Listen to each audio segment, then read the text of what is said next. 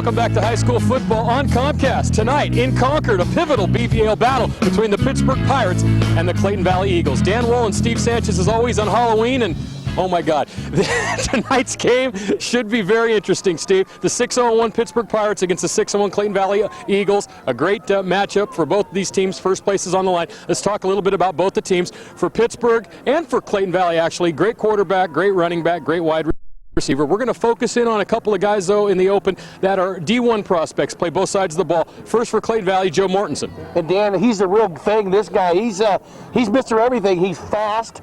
He pursues. He tackles very good. He's very strong. He's the real deal. He's definitely a D1 guy. He's very scary. Very scary. With the theme tonight. For Pittsburgh, Rashawn Harris is a Division I prospect at both defensive tackle and offensive tackle. He's a very big man, very agile, and he does a lot for the Pittsburgh Pirates. You know, Dan, I really like him on the defensive side of the ball. He's a one-man rookie crew. He can control the whole defense. Very hard to handle one-on-one. You got to be aware of him at all times where he's at. Two great Division I guys you're going to be seeing a lot of Saturday. Should be a great one. Let's stop monkeying around, Steve. We'll be back with all the action on Comcast after this.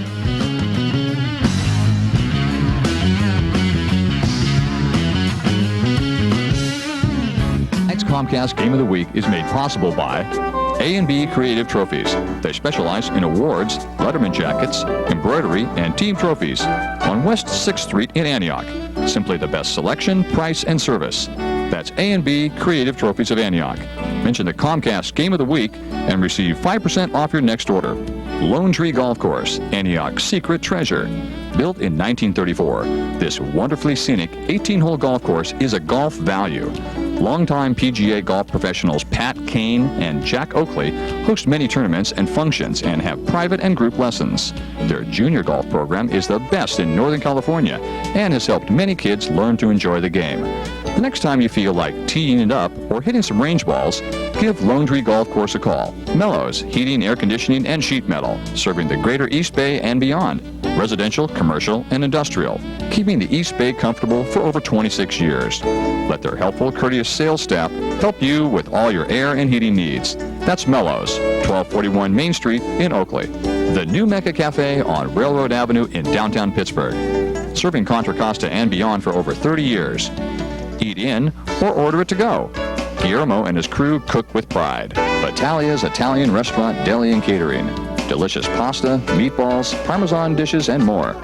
Specialty sandwiches like roasted eggplant, cucciadatis and other traditional cookies. And don't forget the cannolis. Family owned and operated, that's Battalia's, Antioch's oldest Italian restaurant at 3100 Contra Loma Boulevard in the Save Mart Shopping Center. S&S Import Service on 10th Street. Specializing in your foreign car. State-of-the-art tools and equipment with friendly and helpful service. Let Randy and Mike take care of your auto repair needs. S&S will also take your used oil. Caring for our community, S&S Import Service. 806 West 10th Street in Antioch. Brendan Theaters of Concord and Pittsburgh, featuring 14 screens of movie magic. All theaters have Lucasfilm THX digital sound systems and stadium-style seating. Check out the Brendan Theater website for great savings ideas. RSC Rental Service Corporation in Martinez.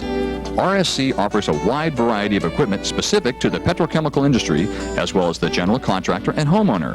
We deliver straight to the site and have a fully trained staff of mechanics and office personnel to fit every need. That's Rental Service Corporation, 4030 Pacheco Boulevard in Martinez. Paramount Technology of Concord, located behind Tower Records in Concord. Paramount Technology has it all. Mobile computer service calls, in-house repair, and a friendly atmosphere. Your computer wizards with expert service and products for today's and tomorrow's computer world. Delta RC Raceway and Hobby Shop, Northern California's largest radio-controlled racing facility behind the fairgrounds on 10th Street in Antioch. Delta RC features a well-stocked shop, world-class banked pave, oval, and on-road track, year-round, indoors in the winter, off-road racing, and one of California's last dirt oval racing programs. That's Delta RC Raceway and Hobby Shop in Antioch. Jim Lanter and Carol Sievers of State Farm Insurance. With a combined experience of over 31 years, they take pride in helping the client understand their coverage. They'll help you make good, sound financial decisions regarding insurance, mutual funds, banking, and home loans. Like a good neighbor, State Farm is there. That's Jim Lanter and Carol Sievers at 716 West 2nd Street in Antioch. Thanks again to all of our friends from the Comcast Game of the Week. Authentic Italian atmosphere. Rocco's Ristorante. Room for the whole family. Rocco's Ristorante. Pizza, beer, sports. Rocco's! Great place for your next team party. Rocco's. The best pizza in the East Bay. Rocco's. Your table is always ready at Rocco's Ristorante and Pizzeria at the corner of Oak Grove and Ignacio in Walnut Creek. What are you doing? What's it look like I'm doing, McFly? I'm changing my oil. Did Colonel Clink lose his hat? You're just mad because you don't got one. Listen, we got a game to do. It's not Monte Vista and San Ramon, is it? No, it's Los Lomas. J.C. Lewis, remember the moms? We gotta go. By the way, Sanchez, are you changing the oil in your car or your hair? My car. You know what? It's late. We gotta go. Let's go.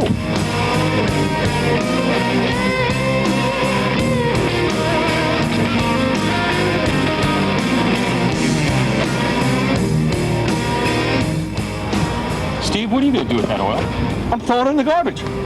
Steve, didn't you learn anything last year watching our games on AT&T? You don't put your oil in the garbage. You don't? No, it'll end up in the river. The river. And the bay. The bay? And the ocean. The ocean? All three. In the words of Johnny Carson, I did not know that. Take your used oil to a certified used oil recycling center. Most will even take your oil filters. Or if you have curbside oil and filter recycling, just seal the oil in a plastic clear container and put the filter in a Ziploc bag and leave it on the curb with the rest of the recyclables. For more information, call 1-800-NO-DUMPING or check out the website at www.funnelhead.com. All right, guys, a major showdown here tonight. Now, the Pirates have beaten the Eagles 4 straight times, dating back to '99, but this could be a major payback game for the Eagles. Depending upon what Antioch does, if the Eagles win, we could have ourselves a 3-way tie atop the league. But if the Pirates win, they'd be off and running for their 2nd straight Bay Valley Championship. Guys? Okay, Steve, back from Tony's thought, and just talk a little bit about let's talk a little bit about Clayton Valley right now. We talked about Rashawn Harris and we talked about Joe Mortensen. Both of these teams are loaded though with great talent. For Clayton Valley, David Quisgard runs the offense. He has 2 fine backs in Aaron Johnson and Herb Williams, and a big wide receiver in Alex Garthwaite. Excuse me, not Alex Garthwaite. Alex Garthwaite. It's Lowell Garthwaite. Lowell Garthwaite. And also Mortensen, the tight end, who is a fabulous offensive weapon on that side of the ball. Yeah, you know, Dan, you're absolutely right, and they run it to perfection. They're a very good offensive team. They ran into last couple of weeks. They've kind of hit a little. They stubbed their toe a little bit. Their offense hasn't been clicking like they'd like. But last week they put some points on the board against Liberty, and they did what they had to do down the stretch against the Lions to pull out a win. Pardee's a very good coach. He's surrounded himself by some good coaches, and this is going to be a good matchup. Yeah, Herc Pardee in his 8th year used to be the head coach of Pittsburgh, so this one's always a little special when they get together. The first time they've played under the lights here at Clayton Valley High School. Now for Pittsburgh, they're loaded. They've got D1 talent all over the place. It starts at quarterback with Vince Sino. Sino's having a great year, 52-99 for 1,073 yards, 12 touchdowns, just 5 interceptions. He has Brian Robinson in the backfield, a 3-year starter. Benjamin Blackman's running the ball with great authority. They're both over or close to 400 yards this year. The guy we want to talk a little bit about, though, is David Clift. This guy, Steve, has caught 17 balls, but for 548 yards, averaging 32.2 yards a reception and 6 touchdowns. And you know, Dan, he was a threat to begin with because they found out about the threat from Al Jaraz. You know, the thing over in the Muslim Al Jaraz, you know, and they took the threat very seriously with this guy when they found out it came from them. And here's the thing, Dan, is that Sino has had a abdominal strain all year. He's finally healthy, and the last 3 games he's really put up big numbers, so look for him to come out big time. The thing about Pittsburgh, though, Steve, is that even though they have these big names, and we'll talk about them after the anthem, they stretch the ball around and spread it around to all these players, Robinson, Clift, the tight end, Robert Cox. Everyone is involved. Here's the national anthem.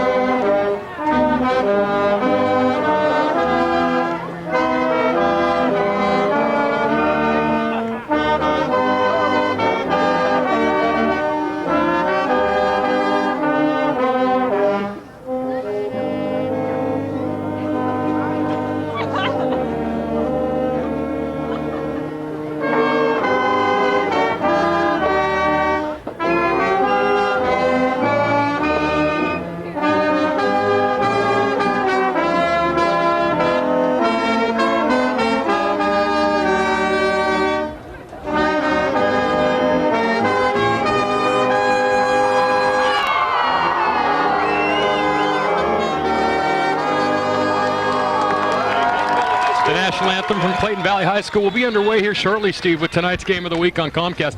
You know, Steve, one thing we didn't touch on, and I want to show to you right now as we look out for the coin toss, the big defensive line of Pittsburgh. This is an NFL-sized defensive line that goes Robert Crowley, 6'2", 205, Percy Robinson, 6'2", 348, Ron Shank, 6'2", 336, and he's wearing jersey number 73 tonight, and Rashawn Harris at 6'5", 280. They're the captains tonight for Pittsburgh, all four of them, as you see almost the entire Clayton Valley roster out there on the field. And I just want to point out that could be a pivotal part of this game tonight, is that defensive line and their size against Clayton Valley. A little, not as big, not small, certainly, but not as big as Pittsburgh. No, Dan, they're very active and they're very strong, but you don't run up the gut on Pittsburgh. You can't run right at them. You kind of think Miramonte showed a little bit down here. We're going to go down and watch the coin toss here, Daniel. I don't know if they're mic'd or not. Yeah. No, they're not, and that's Dale Newhouse, who was the referee in the De La Salle Evangelical Christian game last week. Yes, he was. Diablo Valley College, and Pittsburgh's won the toss. And you know what, Steve? They want the ball. They're not going to give it back as some people do. So Pittsburgh will have it first here tonight. Pittsburgh wearing all white, and I hate it because Pittsburgh has to have some black in that uniform, Steve. They're the big old mean Pirates. You know what I mean? No, I understand exactly what you mean, Dan. It's hard to pick up, but Dan, you're absolutely right. The teeth of that defense, it's really hard to run on them. And these guys, you think, okay, you mean you tell me a high school kid, on defense in Pittsburgh is 348 and 336, and you know what? They're athletes, these guys. They're not just some slugs they put out there. These guys are very good. When you start talking about Robinson and Shank, these guys up the middle, they are very, very good. And Robinson, I've been told by the Pittsburgh coaching staff, Vic Galley, of course, the head coach over there in his second year, that he's been playing as good as anyone, as we see Coach Pardee out on the field in his 8th year. 6-1 Clayton Valley. Steve, last week they beat Liberty, but they struggled. And, of course, we saw them 2 weeks ago struggle against Antioch and lose 7-6 in a game that most people thought they should have won. Pittsburgh, conversely, is 6-0-1, and they've been rolling, Steve. I mean, it's amazing when you look at the points that they have put up in this game tonight against these BVL opponents. They've scored 174 points in their 4 games against BVL competition, Steve, and they've only given up, real quick here, 34. Yeah. They're killing people. 1, 2, 3, And there's the Clayton Valley Eagles, and they're ready to go. And I'll tell you one thing, Dan, this is just a matchup of a very good offense against a very good defense. And that's what you're going to have here. Clayton Valley's defense is very, very active. They're very strong, and they're very fast. So it's going to be a great matchup. It really is. Tom McDivitt is the kicker for Clayton Valley, clad in all blue tonight at home. It's the Clayton Valley Eagles, by the way, Steve. We've at times referred to them as the Ugly Eagles. Yes, you have. Don Smith and David Clift are back deep for Pittsburgh, and we're underway. A big game tonight from Concord here on Comcast. That kick is kicked away from Clift, and Smith takes it at the 5-yard line. We're underway. This is Smith, and Smith gets nothing. And you know who was there is Troy Vincent, and Troy Vincent can cause havoc on just about any team. Well, here's the Pittsburgh starting offense. Sino the quarterback, Blackman and Robinson are the running backs. Crowley and Cliff the wide receivers, Cox is the tight end. Across the line, Mullique, Mills, McCannis, Piper, and Harris. For Coach Vic Galley, Steve, a 6-yard return on that kickoff, so Pittsburgh starting deep in their own territory at the 11-yard line. And, Dan, it's amazing that Troy Vincent would be the first name we called. He was the first name we called in the Antioch game, and we called it about 20 times. The kid had a phenomenal game. Keep an eye on number 6. He's very active on defense. You can see him lined up at right end right now. First down handoff. That's a quick hit, and it's Benjamin Blackman with the ball. As you see, Robinson is the decoy on that one. A short gain. Let's take a look at the Clayton Valley defense, Steve, and it's a good one. 3rd rated in the area. And for about 2 yards. The host of Eagles making the tackle. Troy Vincent, we mentioned, Elliot Jaggers, Shane McKeever, Brandon Davis across the line, Sean Bailey, one of the linebackers with Joe Mortensen and Tyler Allman, Aaron Johnson, Masood Ahmadi, Lowell Garthwaite, and Jason Podol is the strong safety for the Clayton Valley Eagles. Steve, they're rated 3rd in the area, giving up 1227 in yardage, 175 yards per game. Allman was in on that last tackle, Daniel. Gain of 1, it's 2nd and 9, handoff to Robinson. Robinson, a small hole. Now you could see Mortensen was there immediately with number 9, Lowell Garthwaite, to make the tackle. It's going to be a gain of about 6. It's going to bring up a 3rd and 3 here on the initial drive, just 1 minute into the ball game. But you can see the Eagles, one thing about their defense, they don't miss a whole lot when they tackle, and they gang tackle very well. But you don't see a lot of guys slipping out of the grass of these Eagles. When one guy gets there, they're just they're like what, a flock of eagles, Dan? They just flock to the ball. A flock of eagles, a flock of seagulls, whatever. Okay, whatever. The Dirty Birds. They could be the Dirty Birds. Is that what we named them? Well, they're better than the Ugly Eagles. You know, they may need a shower. They're Dirty Birds. Now, here's an interesting formation. Shank is lined up in the backfield with Robinson on 3rd and 3, and they run right behind Shank, and you can see Shank took on Mortensen head on, and a first down for Pittsburgh, a big gain for Robinson there on 3rd and 3. Out across the 35 to the 37. Yeah, big run right there, Dan, off the right-hand side of the Pirates. And Shank, yeah, he came in and destroyed a couple guys. I don't know if we got it on tape right here. Let's watch a replay right here, Dan. Watch Shank, Steve, right in front well, there. watch his big man, and just, he just knocked Mortensen all the way back to Ignacio Valley. That's what he did. And then, you know. Gain of 20. First down. Sino hands off to Robinson again behind that line. This time, though, he's tripped up. Number 29 was in on that play, Tyler Allman. He's been in on a couple early. Tyler Allman tripping him up. So, Steve, Coach Galley told me they were going to run the ball right at Robinson, who has 30 yards so far here on 4 carries. Yeah, they're right now they've been very successful right at the gut, and right now, Daniel, is they're kind of eating the clock, and they're having a pretty successful drive here. It's 2nd down. Dale Newhouse, Ken Edgecombe, Dave Gregory, James Parmalee, and Jay Buffa, the officials tonight from Clayton Valley High School. It's Halloween, Steve. By the way, you look dapper in your gorilla mask. I must Dapper. say. Thank you, Daniel. Yes. It was a big improvement over the regular Steve. Robinson with the pitch, and Robinson that time he might have gotten 3. The Eagle that was most prominent on that tackle was Elliot Jaggers, no relation to Mick. No, number 66 did a very good job of straightening it out to the left. Made a good tackle. That's the thing with these Eagles, Dan. You're going to call a bunch of different names because they're all good. They're all very good on the defensive side of the ball, and this is a big challenge for Pittsburgh. I know Coach Galley said, "Hey, these guys, you know, this is a challenge for my football team." This time on 3rd and short, they send 2 wide receivers near side. That's Cliff and number 9, Derek Davis. Blackman and Robinson in the backfield. This is Blackman. Blackman has a first down, and Blackman's still on his feet. He's inside the 40, inside the 30, drugged down at the 27-yard line. Number 32, Jason Podel, made the tackle. That time a counter, Steve. A lot of people might have thought Cliff. A lot of people might have thought Robinson. They went to Blackman, his first carry of the night. Let's watch it right here, Dan. It's a little, right on the left-hand side of the Pirates, but right here, he changes direction right here. 44's got a shot at him. He doesn't break him down, and Blanche is off to the races right here. Podel catches it from behind, moves the chains.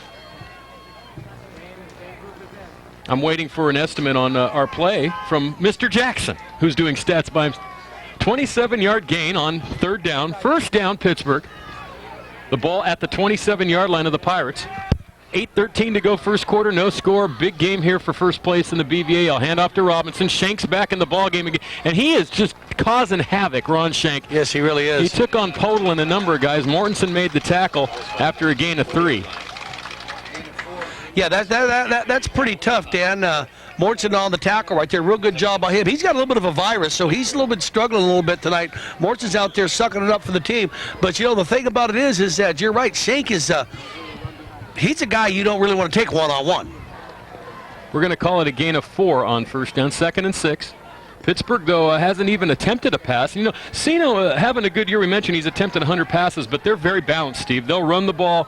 They have 2 good backs. They have 2 good wide receivers. And Sino, of course, is thrown for over 1,000 yards. Handoff once again. This is Blackman. Not a lot that time. No. And there's a whole bunch of blue there. Led by number 56, Dan. He was in on it. Shane McKeever. He was the first guy there, the first Eagle at the scene. But the thing about the Pirates, what they'll do if you watch it, Dan, they run. You got to respect the run. They get 4 or 5. They may crack a long one. Watch a replay right here. Let's watch number 56. He takes on the block. Look at that. Boy, he threw his man just totally in the backfield. And great play by him. That was some explosion off the line by him right there. Real good job. But what they do, they lull you to sleep a little bit on that running back, and then you got Cliff, who could just explode by you, who's one of the fastest guys in the league. You got to respect that. So look for Sino to go on top here pretty quick. Clifton Crowley, the wide receivers on 3rd down. Play action. Sino rolling. Sino in trouble. Sino gets out of trouble. Throws into the flat. Oh, and it's dropped by Robinson. Robinson would have had a first down. Oh, easily, yep. And he dropped the ball after Sino got out of trouble. So we're going to wait and see here, Steve. This might be out of the range of Ricardo Hurtado, the kicker for Pittsburgh. And right here, number 44 from the blind side comes up on him, Dan, from the Sean Bailey. Sean Bailey on the Eagles, puts the pressure on him, forces him out of the pocket. Look at this right here. Sino sees it, puts it right on the numbers, and just, you got to catch it before you turn and run, and that's, you see that all the time, and we're going to have about a 40-yard field goal. They're going to kick a field goal.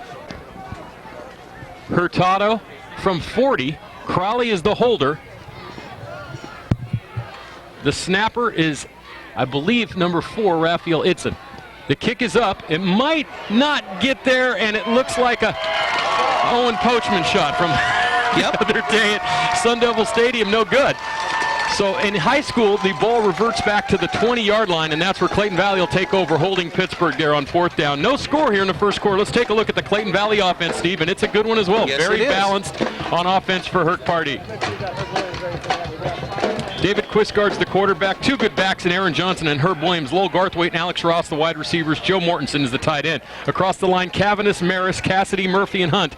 For Clayton Valley, their offense 10th in the area, 1149 rushing, 1084 passing, 319 yards a game, and they have turned the ball over 17 times. Could be a concern tonight against this very good Pittsburgh defense. 2 of the best defenses in the area. Quisgard, play action on 1st down, looking, throwing down the middle of the field. Garthwaite is wide open, and if he had led Garthwaite could have ran down to the Concord Pavilion, bought a couple tickets for a Tom Petty concert, and come back. But he underthrew him, and then Garthwaite had to make an adjustment. Couldn't hold on. But how did he get that open, Steve? I don't know, Dan. Let's watch a replay right here. A little herky jerk, little mixing it up right here.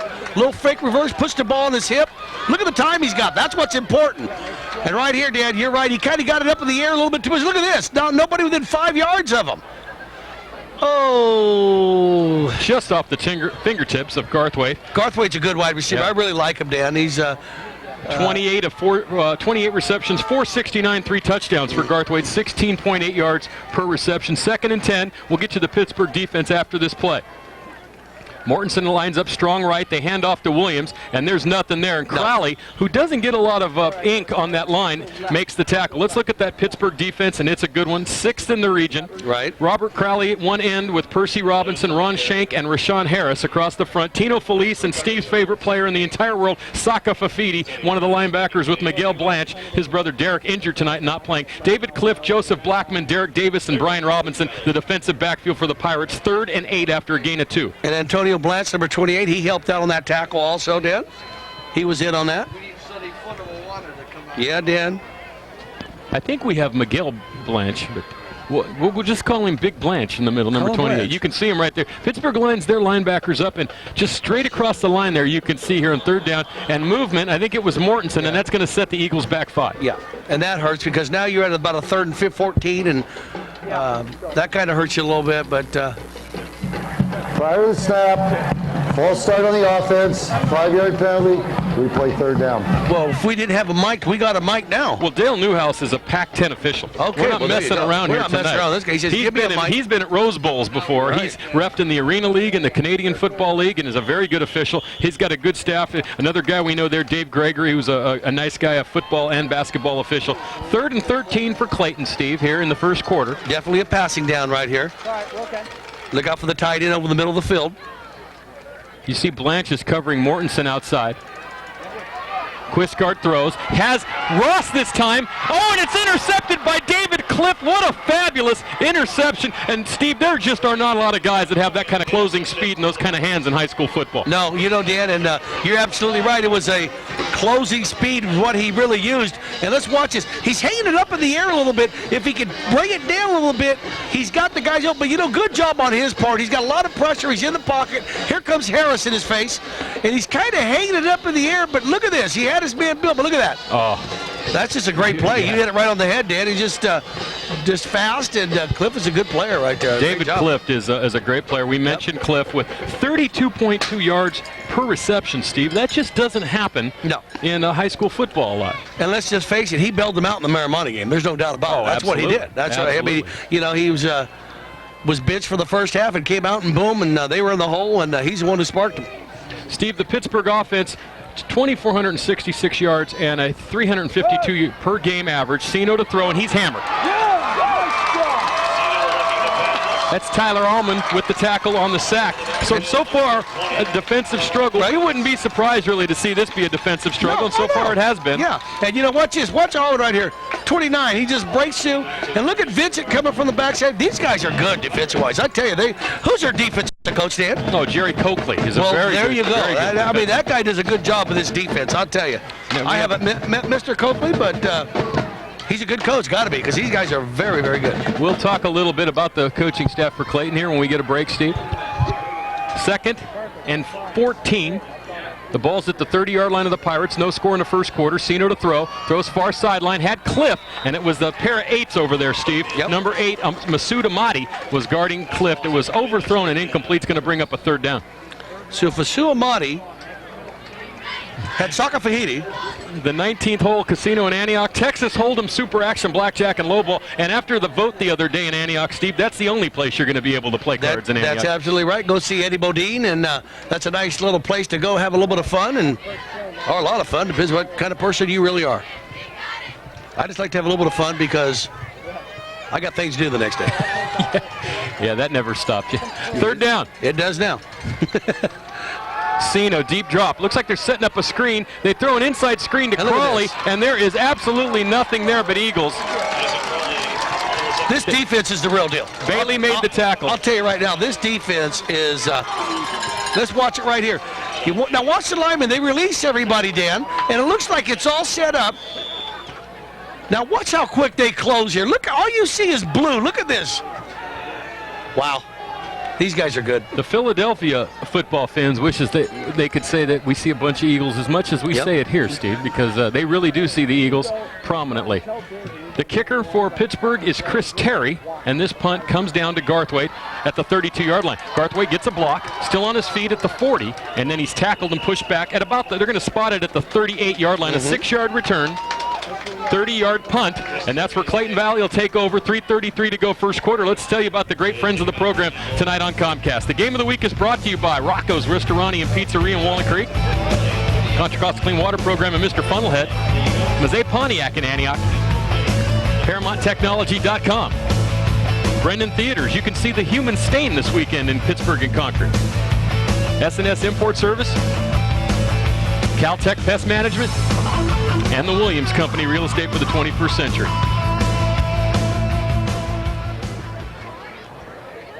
First down, the ball spotted at the 38-yard line of the Eagles. No score here in the first quarter. First quarter going by very quickly, Steve. A lot of running plays. Quisgard hands off. This is Williams. Williams has a lead blocker, but just gets over the line of scrimmage. Might have gained 2 on that play. It looks like Felice was over there to make the tackle. Felice and Fafidi are both juniors. We'll have those names for 2 more years. And Brian Robinson, number 2, he was in on that, on the corner right there. Made a real nice stop. You got Mortensen coming out right now. I don't know how long he's going to be able to go both ways. He's got that virus, Dan. I would think that he'd be a little bit more valuable tonight on defense. I think so, too. Than on offense. I would think so, too. Because they can go to this formation, the ace formation with 4 wide receivers, and Johnson behind Quisgard on 2nd down throws. Near side, Lauer makes the catch, and Lauer is hit by Fafidi. Very close to a first down. We're going to have to wait for the spot. Also had some help from Blackman over there. It's going to be about a yard short, Dan. Dan, watch this right here. This is what Marimoni did against Pitt right here. Quick drop right here, about a 4-step drop, and right there in the flat. Real nice catch there, Dan, by Brett Lauer, and got to talk to his dad a little bit before the game. And he could hoist a 3. Oh boy, he could. That guy could shoot from, well, Quisgard's having a good year, downtown, uptown, and all around. 1,100 yards, 7 touchdowns, but 7 interceptions. Still a 143 rating for David Quisgard. Quisgard, of course, Steve, a senior, 6'2", 215, and one of the best quarterbacks Clayton Valley's had in a number of years. It's 3rd and 2. The handoff to Williams, and Williams is going to be close. And he's going to pick it up. And then got the two big linebackers there. Fafidi and Felice made the tackle, but it's a 2nd effort, first down, a gain of 4. Saka Fahidi right there on the play, and Fafidi, Saka Fafidi, he's gonna kill me when he sees me. And then look at that right there. You know what it is? That's just pure determination right there, moving it, Dan. And they went up that right side of Cassidy and Hunt on the right side. First down of the ball game for Clayton Valley. The ball just about at midfield at the 49-yard line of the Eagles. 1:48 to go, first quarter, no score. This should be a very, very good high school football game, folks. I'll tell you another guy who does a good job, Jordan Cavanis. He's a good center. Yeah, he does a real good job. Watch this. They fake the handoff. They run the reverse. Ross chased by Crowley. Now being chased by Blanche. Gets a block, and then he's hammered out of bounds over there, far sideline. Number 6, Roderick Wyatt came in. Roderick Wyatt playing tonight with a dislocated thumb, Steve. Crowley was over there, Blanche, and also number 32, Felice. And watch it right here. And you know, they kind of smell it out right here. Look at the pursuit on the backside. And here it comes right here. Boy, he did a real good job just getting away from that right there. And he turns up the field right here. And there's a nice little block by number 9. He helps out a little bit. But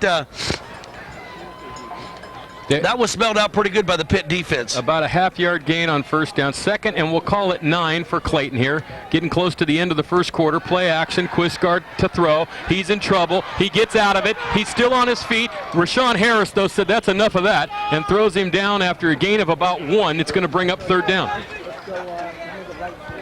Fafiti was in on that, too. He helped clean it up. But, yeah, on the backside, Rashawn, go ahead, Dan. Fine Things, the Quilting Queens Matchmaker Restaurant, No Name Pizza, Jim's Auto Body, Charter Funding Incorporated, Images of 3 Hair Salon, State Farm Insurance, the 19th Hole, Mary Marie Salon, Rock Bottom Records, Antioch Opticians, and Daniel Burke and Lee Keller, Doctors of Dentistry. Here's a band I know you like, Steve. Okay. Bob Seger and the Silver Bullet Band. They have a new Best Of album coming out on Tuesday. You can get it at Rock Bottom Records. You know I like Bob Seger. Last time I seen Bob Seger, I was with you in Oakland when you were working for, who were you working for? San Jose Earthquakes. You were for the Earthquakes, and we had a board meeting before that that's still being... Oh, man. Oh, look at that. I don't know. The last time I saw someone get thrown down like that was last night on SmackDown. Yep. And that was a SmackDown. And it's going to bring up a fourth down. Rashawn Harris, a Division I prospect in anyone's book. Watch this. Here's Rashawn. Takes out a block. Just says, get out of here. And then right here, he just says, I'm Rashawn Harris, and you're not.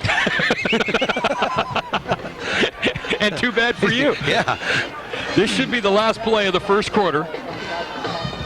Clayton Valley likes to alternate their punters. Tonight it's Justin Vincent, Troy's brother. I'm a little nervous, Dan. I took the over 44 tonight, and I think I'm in trouble. I think you're in trouble if you took over 40.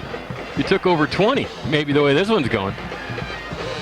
Derek Davis and Roderick Wyatt are deep, and this comes down to Wyatt, and he bobbles it but has it, and then he runs back into the pursuit, and he's going to be tackled for a loss on that return, Steve. Okay, Dan, and I could just tell you this, the kicker was the only guy who didn't get in on the tackle right there. We'll be back with the info after the break, Steve. The first quarter's done here. It's no score tonight from Clayton Valley, the Pirates and the Eagles. At Mazet, we believe in giving our customers the best selection, service, and savings. How do we do it? Dedication and teamwork. You'll receive one-on-one personalized service when selecting your next new or used vehicle. We won't drop the ball. Good credit, bad credit, no credit. We'll design a finance package that makes you a winner. And our full service shop is dedicated to keeping you on the road safely and in the game. Come be a part of our winning team. Mazet Pontiac Cadillac, Buick, GMC Trucks, the winning team in Antioch. Great Mexican food, home of the famous margarita, and fun and food in a festive environment. That's Celia's of Antioch. For over 30 years, Celia's has served specialties like fajita supreme, camarones a la ranchera, and other great Mexican food that has brought people from around the area to eat. Every Thursday night is live music from Trio and Saturday night mariachis. That's Celia's of Antioch for great Mexican food. Okay, guys, hey, the last 4 league games for the Pirates, they have been awesome, outscoring their opponents by 140 points, including a big win over Freedom last week. Now, the Clayton Valley Eagles, they've been pretty good as well, scoring nearly 30, giving up just under 10 points a game, and a big part of their cause would be to stop Brian Robinson. Guys, he's tasted the end zone 7 times in the last 3 games. Guys? Thanks, Tony. Tony in yellow tonight. Yes. By the way, Steve, the sound tonight has been provided by the Clayton Valley Youth Football League here in the stadium. Well, we want to thank you guys. Thank you very much. For that. Steve, the ball at the Pirate 15 to start the second quarter. No score, handoff. This is Blackman, and Blackman has positive yardage ahead for about 5. Tackle that time by Bailey. Sean Bailey, very good tackle right there. Nice game, though. On that left-hand side of the Pittsburg offense, Dan, they did a very good job of opening it up over there. That's Mills. Lucius Mills is a heck of a player as well. Yeah, Lucius and Kyle Pfeiffer. He's a good one too. You know, Pittsburgh might have a number of guys playing on Saturdays next year. Sino, Robinson, Clift, Mills, Shank, Robinson, Percy Robinson, Rashawn Harris. These guys are all being looked at all over the country. Clayton Valley has a number of players as well, including Mortensen.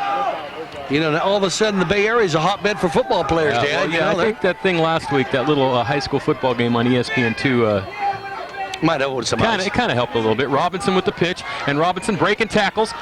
Real nice run by Robinson. For a first down. Gain of 8 on that play. Total was there. Here's a replay of it, Steve. Let's watch it right here. Here's just a bunch of Pirates just putting helmet to helmet right here. And a little bit of individual effort also. There's Mortensen. You don't see him miss tackles a whole lot, and that's going to move the chains right there. But look at the pursuit right there. There's Jaggers and Vincent. Vincent. He's in on there. And Almond, these guys are very aggressive. But right now the Pirates are having their way a little bit, moving the chains a little bit. The ball at the 30-yard line of Pittsburgh. First down early in the second quarter. Handoff is Robinson, first back through, gain of about a yard. Short gain on the play. Shane McKeever. You can see Robinson there, Steve. Rocco's Restaurant and Pizzeria, voted best pizza in the East Bay at Ignacio Valley Road in Oak Grove. Yep. Brendan Theaters in Concord and Pittsburgh. And Steve, that new Meg Ryan movie sounds like something, because I hear Meg's running around like in the Nearwithal. I'll be there. At Pinewood Studios. Russ Lanier, go see Russell. 778-7308. Shane McKeever was in on that last tackle, Dan. Real good job by Shane. 2nd and 8. Sino to throw. Throws far sideline, and it's, I believe it was incomplete. Yep. The intended receiver was Robert Dimry. It's going to bring up another third down. So far, Steve, neither of these teams has really, I mean, Pittsburgh has ran the ball for some success. Some success, that's right. Clayton Valley has just one first down on offense. You'd have to think that Clayton Valley, after the performance they had against Antioch 2 weeks ago, would be a little bit worried about that, because those are very, very good teams. Diablo View Florist, one of our great friends of the program, and I'm sure Steve gave some flowers to his lovely wife Natalie this week for putting up with you for the last 27 years. Jeez, I should buy her a Hummer or something. I don't know. I'll give her, give her a trip. I don't know. I don't know how she does it. 3rd and 8. Sino to throw. Rolling. Looking. He's in trouble. He's hammered. He got hit, I believe. It was number 88. Adam Schneider. Let's take a look at it, though. But he got hit as he threw, and that ball falls incomplete, and Pittsburgh's going to have to punt again. Yeah, Dan, let's watch number 88. Here comes Vincent on the side. And number 88 does a stunt on him, and boy, he gets there just in time. And what a great job right there. Boy, these guys are... Illegal shift on the offense. The penalty's declined. It will be 4th down. And there was a penalty on the play against Pittsburgh for an illegal shift, and that's going to bring on the punting team and Chris Terry as Clayton holds again. You know, Clayton Valley's defense, Steve, is 3rd in the region. They've only given up 425 yards passing and 175 yards a game, and they've taken the ball away 15 times. And as you mentioned, and as soon as we get a chance, Steve, we'll talk about Coach Pardee and Coach Coakley and the staff that he's assembled over here, but it's a great high school football staff. Yes, it is.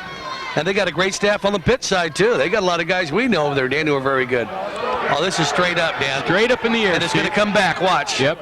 Takes a little bit of a Pittsburgh bounce, but doesn't even reach midfield. Steve, that ball was kicked from the 32-yard line. It gets to the 49, a 17-yard punt, no return. Let's say hi to the friends of the program here on Comcast. Okay. Great music there in the background. Delta RC Raceway and Hobby Shop in Antioch. Hi, Noax. Mellows Heating and Air Conditioning in Oakley. Hello, Mellows. Lone Tree Golf Course in Antioch. Pat, Kane, and Jack Oakley. Hello, you guys. There you go. Battaglia's Italian Food in Antioch. Thank you, Battalias. A&B Creative Trophies. I see that G. I just want to say Battaglia. Gene and Jackie Azevedo. Sounds of Pinewood Studio. Bucky and Wrestler. Oh, we missed the Soul Sisters. We'll get the Soul Sisters back there. Great field position for Clayton to start at the Pittsburgh 49. First down, second quarter, no score. Quisgard hands off, and he is corralled, would be a good word for that one, Steve. Swashbuckled by the Pirates. You can see Shank and Crowley and Fafiti all helping up the running back. There's a Soul Sister, Tracy Mancy, Heidi Cole. But Tracy's on the right, and Heidi, whatever. Right here, 19th hole, Dan. Eddie Bodine, right there in Tregallis Road, right behind Post Office. Eddie does a great job. Whole lot of fun in there. Johnson just 2 carries for -4 yards. That was a loss of 2. 2nd and 12. The ball now on the Clayton side of the field at the 49-yard line. Quisgard looks like he might be audibling there. as they have three wide receivers in and one back. Garthwaite goes in motion. Quistgaard to throw. Throws, far sideline. He's got Ross. Ross makes the catch. He's knocked out of bounds by number 17, Joseph Blackman. And right there, Clayton Valley did a very good job of picking up the blitz right there, Dan. They got some positive yards. They needed that right there. Now that sits them up with about a 3rd and 4. And real good job right there. Real nice catch by Ross. He got out of bounds. And let's watch it right here, Dan. Here comes the blitz from the outside right here. Here comes. And right here, he just steps in the puck. Look at this throw. Really a nice throw. Nice catch. Ross turns up the field right here, gets some positive yards. And 28 really did a good job by holding up and not hitting them, because that could have been a flag. Did a very good job. That's a smart play right there. Yep, very good. Good coaching on that one as well. 3rd and 3, right in front of us. Yep. The ball at the 43-yard line. Garthwaite in motion again. Handoff, Williams, and Williams isn't going to get there. I don't know. At this point, I'd almost have to say, you know what, Coach, you can't run into the teeth of that defense. No, Shank you really can't. They're just, I mean, all they have to do is stand there. You're not going to move them. Well, you know the thing, Steve, it's not just the big guys. It's the fact that Fafiti and Blanche and Felice can all tackle. Right. And you know what, Dan, to have success against these guys, I think what you got to do, Marimani showed a little bit of it.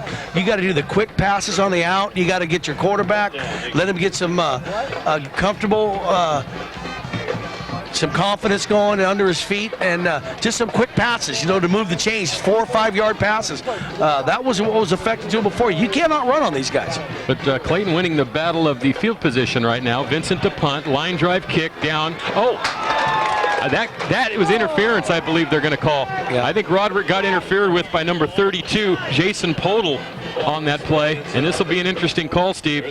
We'll have to. Yeah, that's what they're going to call, Dan. But I think the ball might have been by him. I don't know if you know, because it took a bounce. But anyway, you can't touch the kid, and they're going to get a flag on it, and they're going to pick up some real estate on this. Kick catch interference on the kicking team. Result of the penalty is a first out to spot the foul. So they don't get any yards. Maybe that just negates the fact that he touched it. Let's watch it right here. Let's see if. See, I think the ball was by him anyway. It's very close. It's very close. I think they should put in all levels of football. They should use the rule that they use in the Canadian Football League. You have to have a 5-yard barrier. It would make the game more exciting. Everyone would have a 3-yard cushion maybe in pro football. But I think it's lame when the guy can come down and interfere. I think we have a discussion right now. Well, we're discussing this. Let's take a look at Coach Galley's favorites that we had a couple of weeks ago, and we'll talk about the Clayton Valley coaching staff as the officials discuss this penalty. See what the Italian Stallions got here. 15-yard penalty is on the spot of the foul. The ball will march 15 yards from the 14. First down at 29. So they are going to put some yards. So it is on a 15-yard penalty. So it'll be at the 29-yard line where Pittsburgh will take over. There's Coach Galley right there. Okay. There's that's Coach Galley's favorites, not Coach Pardee's favorites. Right. That's the head coach of Pittsburgh, and we'll talk about them as well. Beef jerky, though, this guy, he's a gourmet cook. Coach Galley, beef jerky, his favorite food. NFL Primetime, which I predicted would be his favorite show. He loved the Gap Band back in the 70s and the 80s. Rocky's his favorite movie. He loves Walter Payton because he's a Bears fan, and he wants to meet George Papa Bear Hallis. Okay. All them coaches want to meet Lombardi, Hollis, you know, and we're still determining what we're going to do here. Jim Shipe, Sean Beals, Mike Bastianelli out of De La Salle, Billy Gay, John Abono, Ryan Brinkley, Mike Orlando, Mike Masseri, Aaron Alatorre, the JV coach for the Pittsburgh Pirates, doing a great job this year, undefeated 6-0-1. And I want to thank Billy Gay for giving me my ESPN Coke because I was freezing and he let me borrow it. Blackman, a 5-yard gain. Bailey made the tackle for Clayton Valley. See, Pittsburgh's just kind of chipping away. They're able to run. They haven't been able to throw.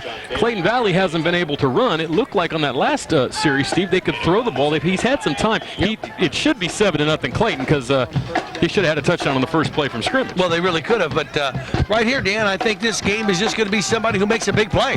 Who's going to make it? That's the thing. We've had that when we've had these big teams on. We've had Antioch on a number of times, Pittsburgh, Miramani, and all these games seem to really be defensive struggles this year, and they kind of loosen up a little bit in the second half. Robinson on second down, following a blocker, and he gets out of there. Steve, I thought he was actually tackled. He eluded a tackler and was tackled by number 9, Lowell Garthwaite. A first down for Pittsburgh.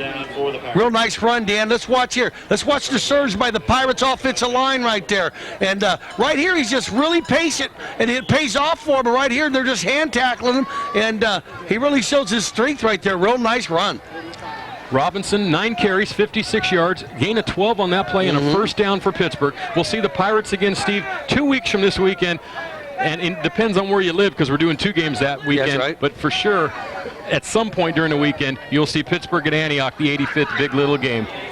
7 o'clock on Saturday and Sunday. Hand off to Blackman, and Blackman is tackled just beyond the line of scrimmage. Mr. Troy Vincent, number 9. Number 9 is Garthwaite. Steve, just to take a look here at Pittsburgh, they beat Miramani, a game we had for you on Comcast, 23-21. They've beaten Hercules, Liberty, Deer Valley, Ignacio Valley, and Freedom. The only negative for the Pirates this year, a 20-20 tie against Logan, a game they thought they should have won. Next time Clayton gets the ball, we'll review their season. Pittsburgh atop the BVL standings at 4-0. Clayton Valley needs to win this game tonight to have a chance to win the title outright if Pittsburgh can then beat Antioch. Look at that. You know, it seems like the theme of this game is Pittsburgh gets the ball, they move the chains, a couple times, Dan, then they try to run, then all of a sudden the Clayton Eagles, they stiffen on defense and hold them, and then they got, let's watch it right here. Watch these guys swarm to the ball, Dan. Here it is. Now watch this. Here it comes. Well, who's there first? Yeah, Mortensen, and then just, well, it's running of the bulls. It's just a jailbreak. It's like bending but not breaking, Steve. Right. Robinson coming into this year, into tonight's game this year with 411 yards and 6 touchdowns. You can see he's a very tough back. His brother played running back here at Pittsburgh, and he's been the starter, or at least a featured back, for the past 3 years. Sino to throw on 3rd down.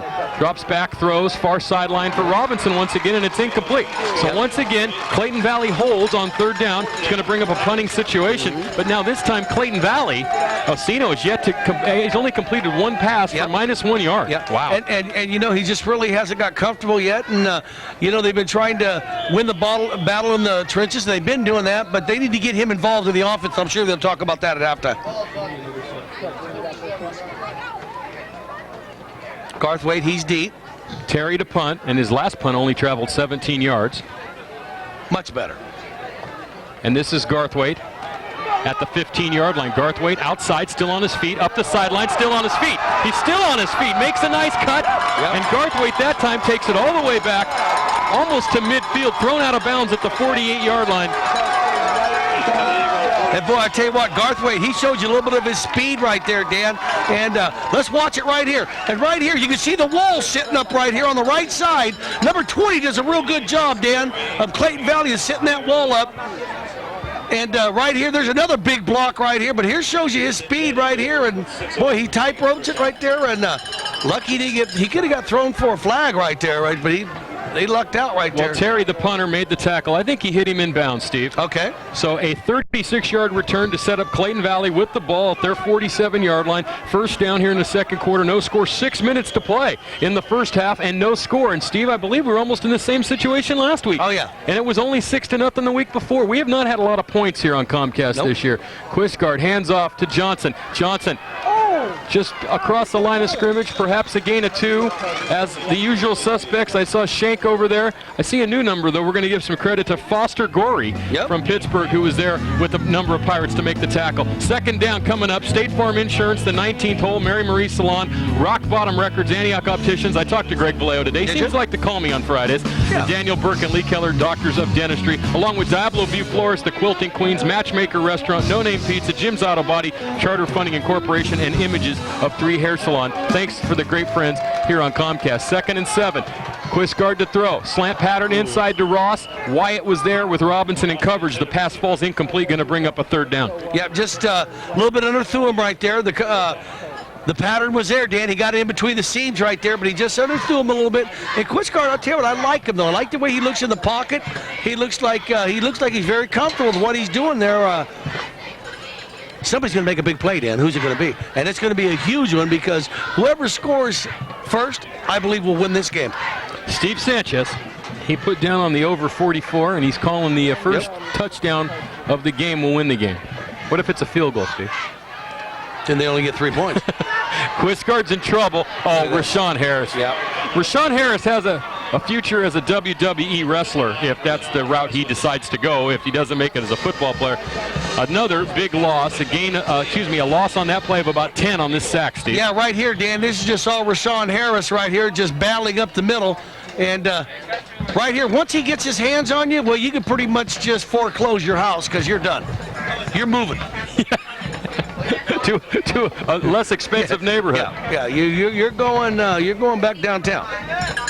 Vincent to punt. Wyatt and Clift are deep for Pittsburgh. Just 4:34 to go in the half. Good punt this time by beautiful Vincent. punt. Clift takes it back inside or very close to the 20-yard line, and he's knocked out of bounds far sideline. And Pittsburgh is going to be in deep,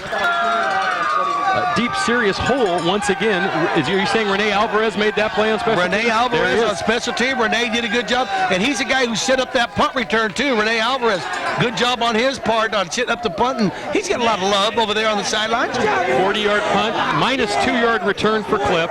First down, Pittsburgh. The ball at the 19-yard line of the Pirates here with 4:24 to go, Steve.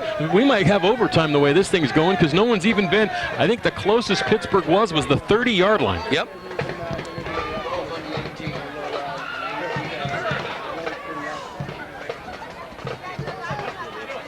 Boy, look at that. Yep, and my binoculars are failing me right now. Well, I can tell you right now, it's Jaggers and Mortensen on the bottom, Dan, 66 at number 5. They just collapsed the pocket right there, and nothing happened. And I'll tell you one thing they're going to see in the second half. They are playing way too far off David Cliff out here. They're respecting his speed. They just need to take a 2-step drop and throw him the ball out in the flat, Dan. And there's a good shot of Coach Pardee. He's done a great job over here with the Eagles. One of the, as we always mention, Steve, the last man to beat Bob Ladouceur at De La Salle. Yes, saw that's some right. highlights That's of that true. last week. Here's a pass to Cliff. You're right. They had identified it. Yep. Throw it underneath the Cliff. And Cliff puts the ball on the ground, and it's recovered.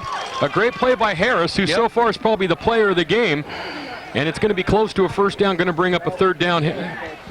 Let's watch a replay right here, Dan. And look at Morcito right here.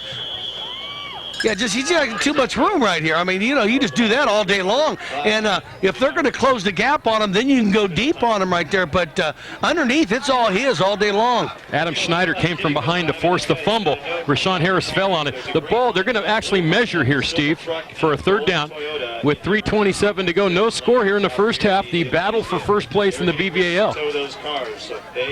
And Dan, let's give some love to the people who made these lights happen over in Clayton Valley, and that's Steve and Deborah Gonzalez, and they were a big part of it, and Dante Ferreira and Gary Finch, he played a big part of it over here. Those are big boosters over here, and Leslie Howe and Roxanne Pardee, he played a big part over here, Coach Herc Pardee's wife. And well, next year, Steve, they're talking about getting the field turf in here, and we'll have field turf and a new synthetic track and have the lighting, and have a big new field here. There's Coach Pardee. There's Coach Pardee. You know what I like about Clayton Valley? There's some great people over here. There really is. This side of the hill over here, some really nice people to come over here and talk. I always like doing the kids' games over here because there are a bunch of good kids. There's good people over here. Little sneak for Sino, and I think he got it, Steve. He only needed a couple of inches. And yeah, they're going to move the chains on that. They're giving him the mark. But 3:20 to go in the first half, Steve, and no one has even gotten near the end zone. No. I think teams have been closer on the backside than they have on the front side. Here's Coach Pardee's favorite. His mom's lasagna is his favorite food, along with the new Mecca. Favorite TV show is MASH. Earth, Wind & Fire is his favorite musical artist. He loved the movie Tombstone. You know, You Can Be My Huckleberry. And I'm in my prom. Larry Bird's his favorite athlete. He'd like to have met John F. Kennedy. On the sideline with Coach Pardee, Randy Coddington, Jerry Coakley, Don Howell, Sam Quinones, who also coached with him at Pittsburgh, Brian Hamilton, Sean Carners, and the JV coaches, Rich Martinez. And John Kinney said, when I talked to my brother Ted, he said when I returned, Bobby Joe and the car were gone. Steve, you used that last week. So what? I'm still using it because I'm a Kennedy. Draw play to Robinson, and there's nothing. There's nothing there. Nothing there at all. Nothing. Mortensen was there, along with Allman and number 56, Shane McKeever, who's getting a start tonight. No soup for you. Next weekend, Steve, as we start our big run of rivalries, next Saturday and Sunday, Monta Vista at San Ramon. In 2 weeks, Liberty and Freedom and Antioch and Pittsburgh. Do you get any bigger than the games we got coming? No, we got some huge ones, and We'll see if Tom Hogue is healthy. I know he's been down for a while. We'll see what he does tonight, see if he gets his health back. San Ramon beat some sacrificial lamb 65-0 last night because they had a bye this week. Blackman on second down over the left side. Short gain of about 4. It's going to bring up third and about 4 here, Steve, with 2 minutes to go, 2:05 in the first half. Now, Pittsburgh, at the rate they're going, might get to the 40-yard line when the clock runs out. They need to start moving down the field. And I think one thing I would do if I was the coach staff, I'd say, you know what? We got to get the ball into Mr. Cliff's hands. Somehow I got to let him try to do something. We got to get Cino a little bit more confidence. He hasn't had that good of a half, but Cino's the kind of player that right when you think that, you know, he ain't doing that good, he pulls a big play out of his hat. So this game's far from over. I would try right now to get a first down, 4 wide receivers, and the first play after this, if I got one, I'd throw a bomb to Cliff just to see what happened. Cino to throw on third down, throws, has a receiver. There you go. It's Crawley, and Crawley has it. He has a first down. He's still on his feet, and he's hit and brought down inside Clayton Valley territory at the 44-yard line.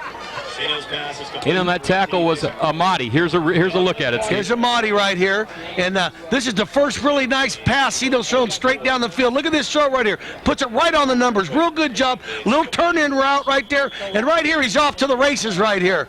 Real good job right there, moving the chains. 16-yard gain, first down, Cino to throw. Looking, throwing far sideline, intended for Davis, and Davis makes the catch, and he's out of bounds. Inside the 40 at the 39-yard line. So Pittsburgh finally, Steve, moving the ball. 1:09 to go here. Do they have enough time? Sure they do, Dan. And they got, when they have Crawley and Cliff, those guys are two very good wide receivers, Dan. And Cino, I think, right now is starting to get a little comfortable. And I'm telling you what, when they go into halftime, you know this coaching staff's going, we got to get Vince involved in the offense and get these other guys going. Well, you know, Cliff had 2 touchdowns in that second half against Miramani, Steve. And, you know, this is the thing, 2 catches for 87 yards. Right. And 2 catches and 2 touchdowns for 101 yards. He just makes big plays. And that's the thing. They're a big play type offense, and that's what scares you. Trips to the near side, and they hand off to Robinson on one of them little trick plays, and Robinson is moving down the sideline inside the 20. There's a flag on the play, and it's going to come back. Yeah, it's coming back. However, there is a marker down. They're going to get a hold against Pitt here. They're going to move him back, and boy, that is a backbreaker right there.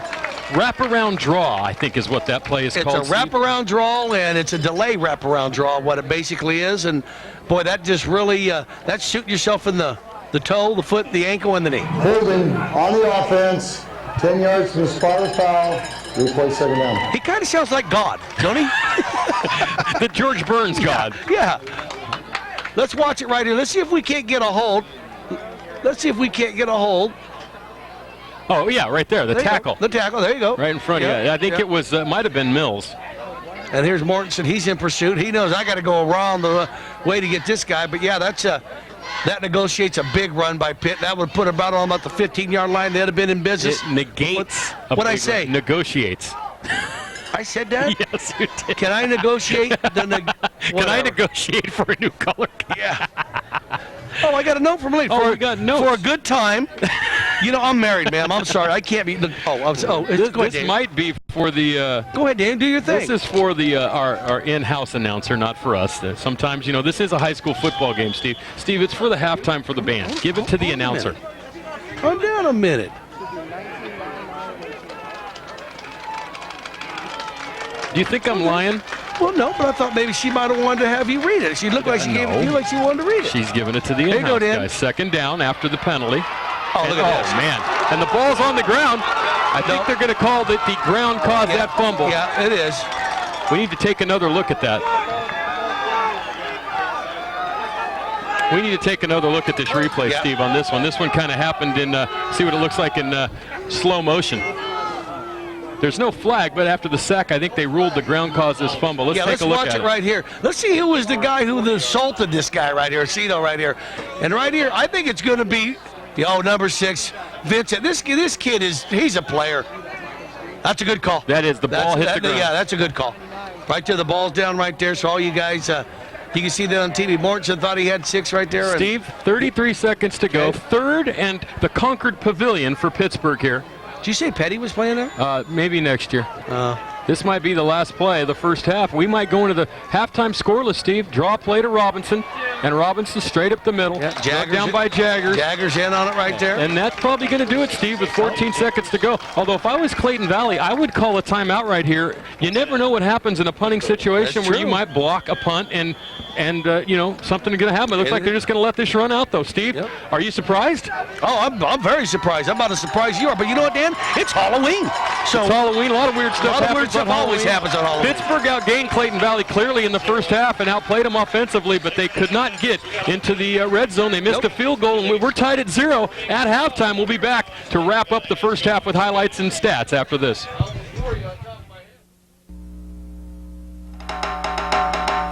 Great Mexican food, home of the famous margarita, and fun and food in a festive environment. That's Celia's of Antioch. For over 30 years, Celia's has served specialties like fajita supreme, camarones a la ranchera, and other great Mexican food that has brought people from around the area to eat. Every Thursday night is live music from Trio and Saturday night mariachis. That's Celia's of Antioch for great Mexican food. For nearly 50 years, Mazay Dealership has happily given you the friendly service and affordable prices you deserve.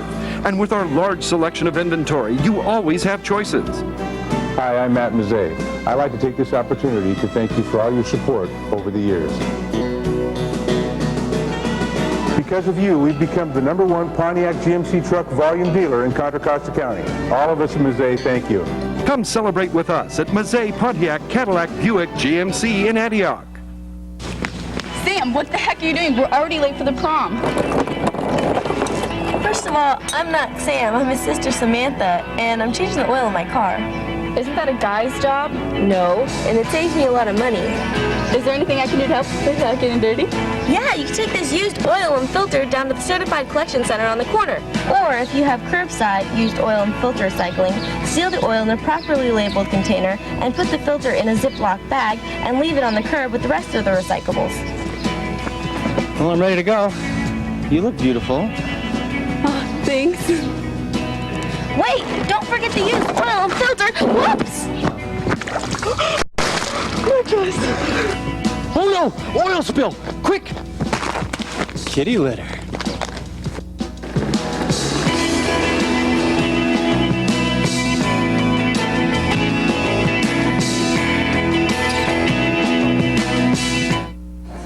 Authentic Italian atmosphere. Rocco's Ristorante. Room for the whole family. Rocco's Ristorante. Pizza, beer, sports. Rocco's! Great place for your next team party. Rocco's. The best pizza in the East Bay. Rocco's. Your table is always ready at Rocco's Ristorante and Pizzeria at the corner of Oak Grove and Ignacio in Walnut Creek. Tonight's Comcast Game of the Week is made possible by a generous donation from Jim's Auto Body, located on West 10th Street off Summersville Road in Antioch. Since 1962, Jim's Auto Body has been fixing and repairing cars and trucks with expert craftsmanship and service. Let Jim's Auto Body take care of your bodywork, painting, and framework at their state-of-the-art facility on 10th Street in Antioch. Mary Marie's Salon in historic downtown Antioch.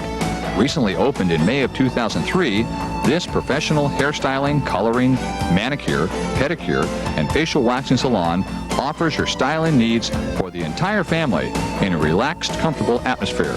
Tina Lucido, Tisha Johnson, and staff invite you to a unique experience at 308 G Street in downtown Antioch. The dentistry offices of Lee Keller and Daniel Burke DDS. Lee Keller and Daniel Burke have been serving East County for years with a personal commitment to their clients in uncompromising dental care with an atmosphere of comfort and experience.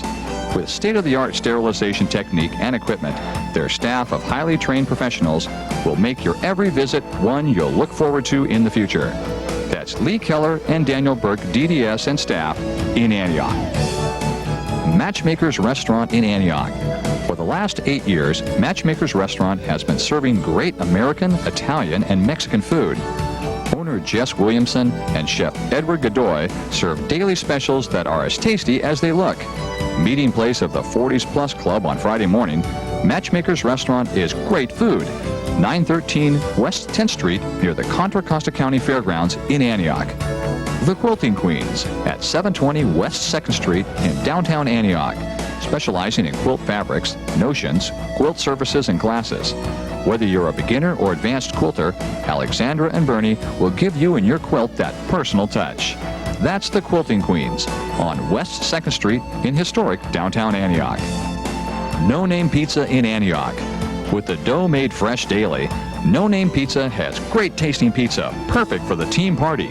They also feature Italian pastas, gourmet pizzas, all in a family atmosphere. With 21 beers on tap, let No Name Pizza be your hangout this season.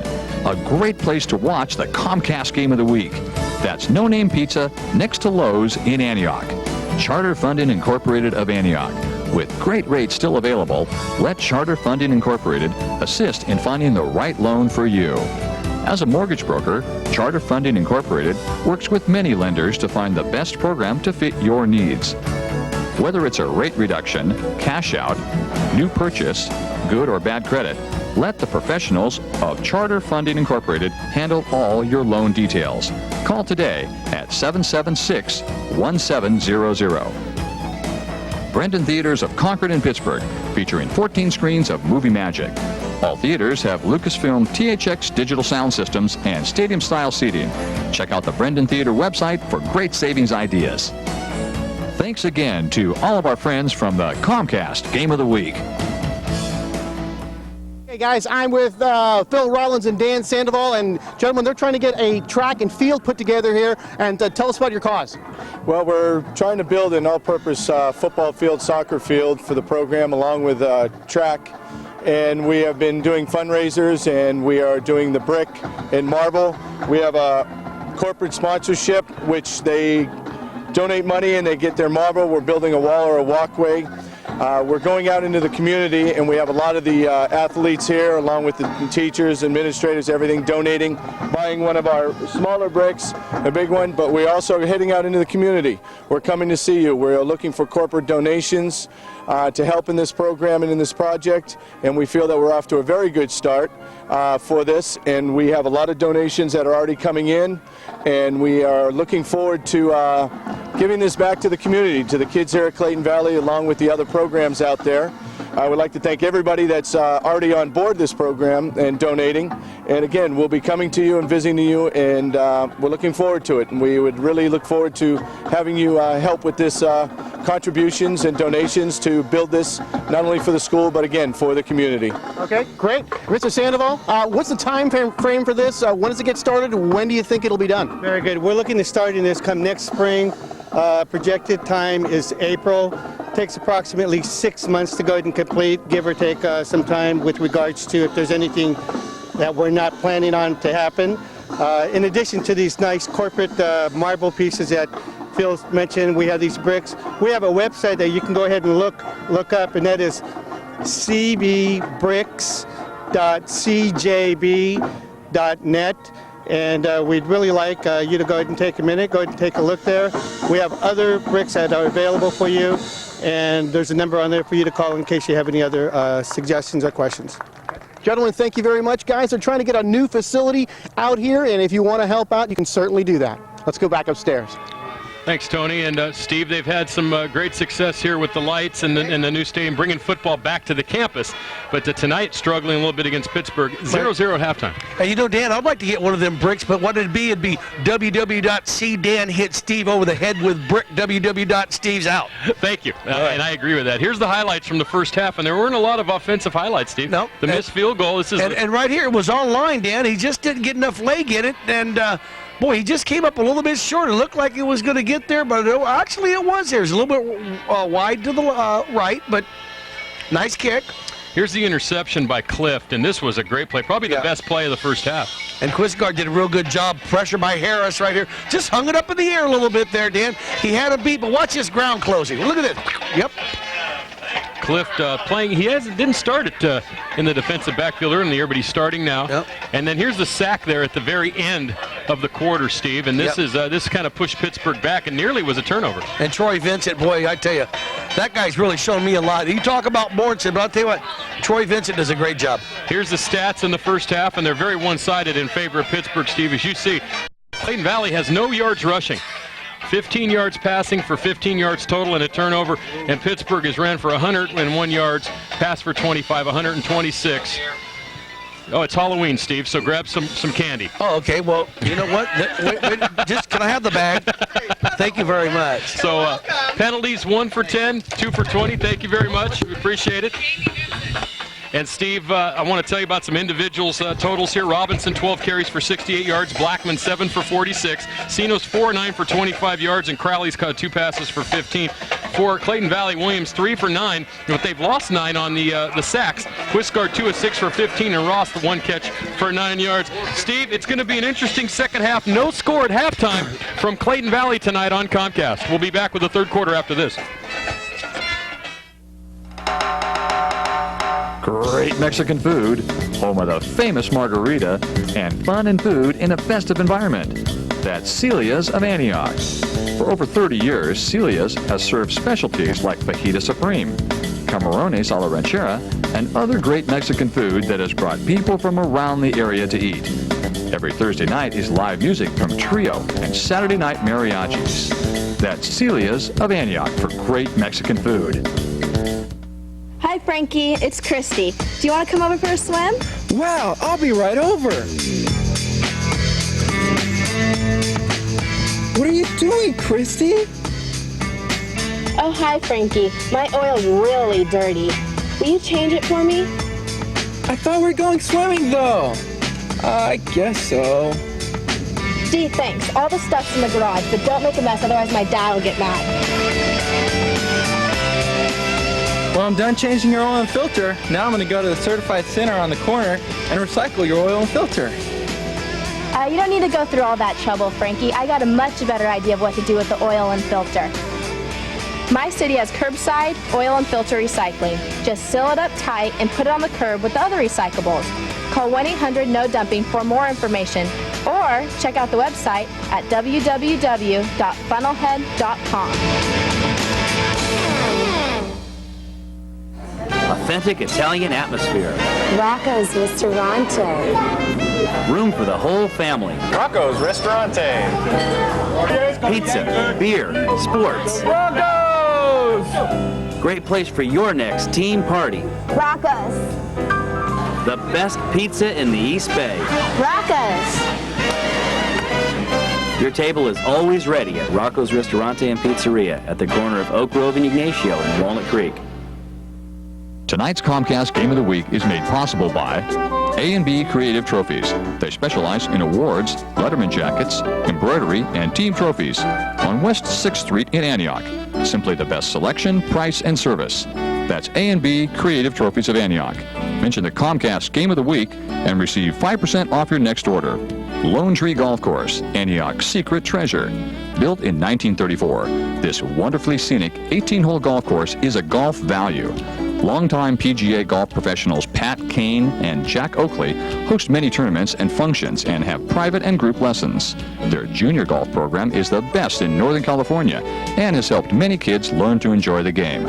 The next time you feel like teeing it up or hitting some range balls, give Lone Tree Golf Course a call. Mellows, heating, air conditioning, and sheet metal, serving the greater East Bay and beyond.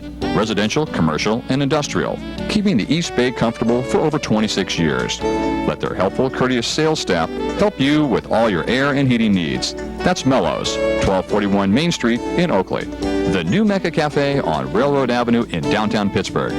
Serving Contra Costa and beyond for over 30 years. Eat in or order it to go. Guillermo and his crew cook with pride. Battalia's Italian Restaurant, Deli, and Catering. Delicious pasta, meatballs, Parmesan dishes, and more.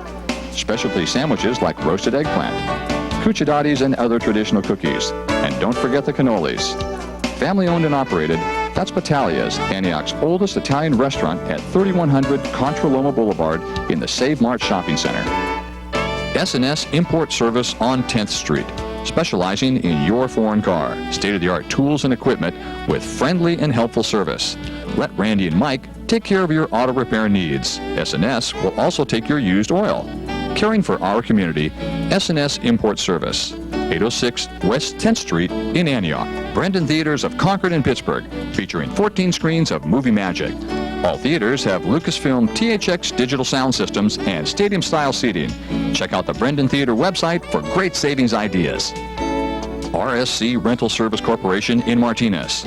RSC offers a wide variety of equipment specific to the petrochemical industry, as well as the general contractor and homeowner.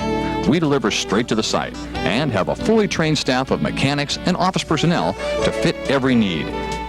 That's Rental Service Corporation, 4030 Pacheco Boulevard in Martinez. Paramount Technology of Concord, located behind Tower Records in Concord. Paramount Technology has it all. Mobile computer service calls, in-house repair, and a friendly atmosphere. Your computer wizards with expert service and products for today's and tomorrow's computer world. Delta RC Raceway and Hobby Shop, Northern California's largest radio-controlled racing facility behind the fairgrounds on 10th Street in Antioch. Delta RC features a well-stocked shop, world-class banked pave, oval, and on-road track, year-round, indoors in the winter, off-road racing, and one of California's last dirt oval racing programs. That's Delta RC Raceway and Hobby Shop in Antioch. Jim Lanter and Carol Sievers of State Farm Insurance. With a combined experience of over 31 years, they take pride in helping the client understand their coverage. They'll help you make good, sound financial decisions regarding insurance, mutual funds, banking, and home loans. Like a good neighbor, State Farm is there. That's Jim Lanter and Carol Sievers at 716 West 2nd Street in Antioch. Thanks again to all of our friends from the Comcast Game of the Week. All right, with Pittsburgh coach Vic Galley and good first half of the defense, coach, assess the defensive performance. The defense is playing really well right now. Just offensively, we got to finish off drives. I mean, we're, moving the ball a little bit, but we're not finishing off our drives. I mean, has it been an execution problem, or has it been what the defense has been doing? Their defense is good. We got a pretty good defense ourselves. So I mean, defensively, we're fine. They're fine. We need to finish some drives off to finish this game. A little better execution, and Pittsburgh should be fine. Guys, let's go back upstairs. That's your buddy, Coach Galley, Steve, and he said he was looking for you last week as well, because I know you were looking for him. Well, was he? Yeah. I hope he don't find me. We're getting ready for the second half, Steve, and that's a pretty good explanation of that first half. Yeah. Just, this is one of those games where it doesn't take a lot of analyzation. No, it's just whoever's going to make the big plays going to win. Then you got the old cliche: whoever don't make the mistakes and turnovers. And it is Halloween. And Matt, look at Matt, quarterback. He wants a good quarterback. Look at what is Joel doing? Look at Matt. He's audibilizing. He's audibilizing. 249. Go back deep. Look at Matt. Go deep. And he's gonna throw to Joel. Watch this. What happened? Okay, look at Joel. Look at Joel. Here's a kid, folks, who. You want to talk about a mixed-up kid? He's wearing a San Francisco Giants hockey jersey. There you go. Anyway, Steve, in the past here, last couple of years, Pittsburgh won in 02, 26-10. Robinson had 127 yards rushing. The rushing has always been a problem, it seems, for Clayton. 2 years ago, 40-17, and remember Steve Simonton? Oh, yes. And Simonton's brother had 117 yards. 3 years ago, it was 33-13 Pitt, and Simonton had 204 yards rushing in that game. It was in 99, the last time Clayton Valley beat Pittsburgh 14-7. So tonight, 0-0, and that's how this league is, Steve. Now, do you think this will bode these teams well as they move on into the playoffs, playing these tight defensive games? Definitely, because what it does, it just gives you confidence that nobody can score against you. All you can do is step on the field, and you got to look at your offense, because guys, give us 1 or 2 scores and we're going to win this game. Help us out here. So Clayton Valley gets the ball to start the second half, Dan, and hey, it's Halloween, Dan. We always have weird games on Halloween. Have you noticed We had one in Antioch one year that was crazy, out of control. Yeah. It was insane. The moon was out that night. That's right. It was like witches and goblins and stuff. That's right. Hurtado will kick off for Pittsburgh as Clayton Valley gets the ball here. Garthwaite and Ross are deep. Steve, I think I agree with you, and maybe it might come on special teams, but whoever makes the big play here could win the ball game tonight. I want to thank. Go ahead, Daniel. Go ahead. You want to thank Miss Vincent? I want to thank Jamie Vincent for bringing us up our little trick or treat. Troy's mom, she's a really nice lady, and I wasn't eating chocolate, but I am now. Ross at the 10, and Ross gets out to the 32-yard line. Tackle on that play by Fafiti. Fafiti, number 34. And boy, he's very active, ain't he? He's all over the place. What do you always say about Fafiti? What? Fafiti on the rocks? Yeah. I went to a bar and said, give me a Fafiti on the rocks. They brought me a drink back. I don't know what it. some sort of liquor. Steve, they see you when they bring a drink out. It doesn't really matter what you ask for. Folks, I'm really not that heavy of a drinker. I just drink a lot. I do not. First down, the ball at the 32-yard line. No score for those of you just joining us. Clayton Valley's offense rated 10th in the region, averaging 319 yards a game, but they only had 15 yards of total offense in the first half. Williams in motion to the far side. Quisgard hands off inside. This is Johnson. Yep. Going to pick up about 4 down. And that's they're finally into positive rushing yardage, Steve, with 4 for tonight's game. Be yes, second and 6. And number 17 down on the side of the ball. I think that's Joseph Blackman. He's a junior, 5'11", 162. He'll be back next year. You know, one of the surprising things about Pittsburgh, Steve, is their defense is rated 7th in the region, giving up 1,437 yards, just 205 a game. And Pittsburgh's always known as an offensive juggernaut. That's right. I think this year, and Gally told me that in an interview we did on Tuesday, that you'll never see a defensive line in high school like this again. And you might, but it might take a while. This is Swing set pass up. outside Garthwaite, and Garthwaite is knocked out of bounds after he gets a first down, just the second of the ball game. Not Blackman, but number 6, Roderick Wyatt was there to make the tackle. And Dan, I'll tell you what, Wyatt did a great job right here because he slipped. I don't know if we got this on replay. Let's watch a replay. Watch him up here on the top of your screen. I don't know if we can see it, Dan, but on the block, he slips, and he gets up and recovers. We are not going to see it, but he gets up, and he had a guy in front. That was a big play by him to keep that to a minimum. 10-yard gain. First down, the ball at the 45-yard line of Clayton Valley. No score early in the third quarter. This game could be for the BVL championship, Steve. We'll talk about the ramifications after this play. Quisgard play action rolling, and guess who's there again? Yep. And this guy is just taking over the game defensively. Rashawn Harris, a sack of about a yard on that play, but Steve, that's his 3rd sack of the ball game. Well, Dan, at the beginning of the game, I wasn't monkeying around when I told you this guy can control a defensive game, and he really does. You were monkeying around, but I do believe you. Let's watch this. Watch him. He just hold him back so long. He's just so strong, his upper body. And right here, well, yep, great that's play. in the story. He also plays basketball. Steve, if Clayton wins tonight, it gives Antioch the clear shot as long as they win out because they beat Clayton Valley. But, of course, Clayton sees this as their opportunity to get back in it because if they can beat Pittsburgh, they know that Pittsburgh and Antioch still have to play. And if Pittsburgh beats Antioch, then Clayton Valley would be awarded the championship due to head-to-head play with Pittsburgh.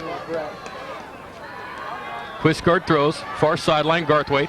And then Garthwaite does something that probably is not going to thrill the coaching staff. He runs backwards and gains only about a yard. Yeah. Here's your standings as we speak, Daniel. Pittsburgh on top, 4-0. Next week they play De La Salle at Pittsburgh, and then they finish up with Antioch at Pittsburgh. Talk about a couple of big-ticket home games for the Pittsburgh Pirates, Steve. Yeah, well, you know, the scary thing about that for Pitt is you got De La Salle here, and how beat up do you get before you got Antioch? How about Clayton Valley, and then De La Salle, and then Antioch, and then the playoffs? So well, there you go. They got a tough hole, but you know what? When you're going to get to the North Coast, hey, just like in anything, you got to beat the best to get there anyway, so whatever. 3 wide receivers in. Lauer split far sideline. Ross and Garthwaite near side. 3rd and 9. This is Lauer in motion. Quisgard to throw. Deep drop. Rush out of the pocket once again, being chased by Harris, and he's going to fly over the boundary line on the far sideline, but I think they're going to mark him just short of a first down. Fafiti was there to make the tackle.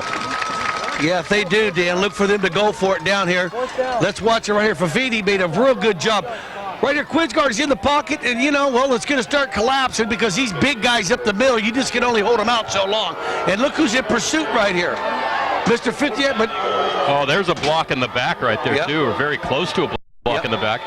I think Coach Pardee and the Clayton sideline is very upset at the spot on that play. Yep. And Coach Pardee calls the timeout. And he wants to go to the replay booth, I think, Dan. He's got a little red flag out. Go ahead, Dan. He doesn't want to. Brian Billick doesn't want him to go to the replay booth. No, Brian don't. That's for sure. Oh, we want to see that spot once again, Steve. Okay, let's go to the replay booth. Right here. Here's slow motion. And there's a... Well, his foot could be out of bounds right there. It's the ball. It's the ball you got to look at right there. That's like if you went over the goal line, and I'll tell you what, he's 2 yards past that. That's a bad spot. Well, I'm saying, though, his foot might have been out of bounds, Steve, before then. That's one thing we can't see from that angle. That's true. Okay. So, 4th and 1 coming up. Comcast Game of the Week is brought to you by these great friends of the program, Rocco's Restaurant. And we want to wish Rocco well. That's not that Rocco. Oh, okay. Different Rocco. Contra Costa Clean Water Program and Mr. Funnelhead. Mazzei Pontiac in Antioch. Matt Mazzei, thank you very much. ParamountTechnology.com. Bill Gates, you're a big clown. Brendan Theaters in Concord and Pittsburgh. Go see that movie Radio, you'll cry. SNS Import Service in Antioch. Go see Randy, you'll be happy with the bill he gives you on his car. Caltech Pest Management in Antioch. Bobby Gonzaga does a great job. And the Williams Company, Real Estate for the 21st Century. Cindy Williams, go see her. It's Rocco Battaglia. This is... Oh, there you go. This is... That's for Chris Hurd. Chris Hurd. Oh, all right, how cool that is. Steve, it's Rocco Battaglia who's in the hospital. We want to wish him well, not Rocco at Rocco's Pizzeria. Amadi. Rocco, but well, now I'm confused because they both sponsors. Handoff. Williams has a first down. Yep. So Clayton Valley on their first drive here of the second half, another first down on a 4th and 1. Cavanis, Cassidy, Mayers, Murphy, and Hunt, and Mortensen. Real good job on the line right there. Let's watch this big line. I just named them all off, and right here, they earned it. The old-fashioned way, they earned it, Daniel. And right there's a bunch of guys moving right there and grooving to the move. Remember that? Yeah, I remember that song. And right here, Dan, they got tripped to the right. Third first down of the ball game for Clayton Valley, and those are the big three, Lauer, Garthwaite, and Ross on first down. Quistguard to throw. Looks like he's setting up a screen. Running away from Schenk.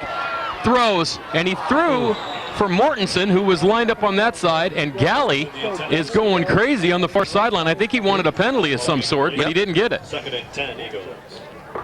Tito Felice, number 32 on the coverage.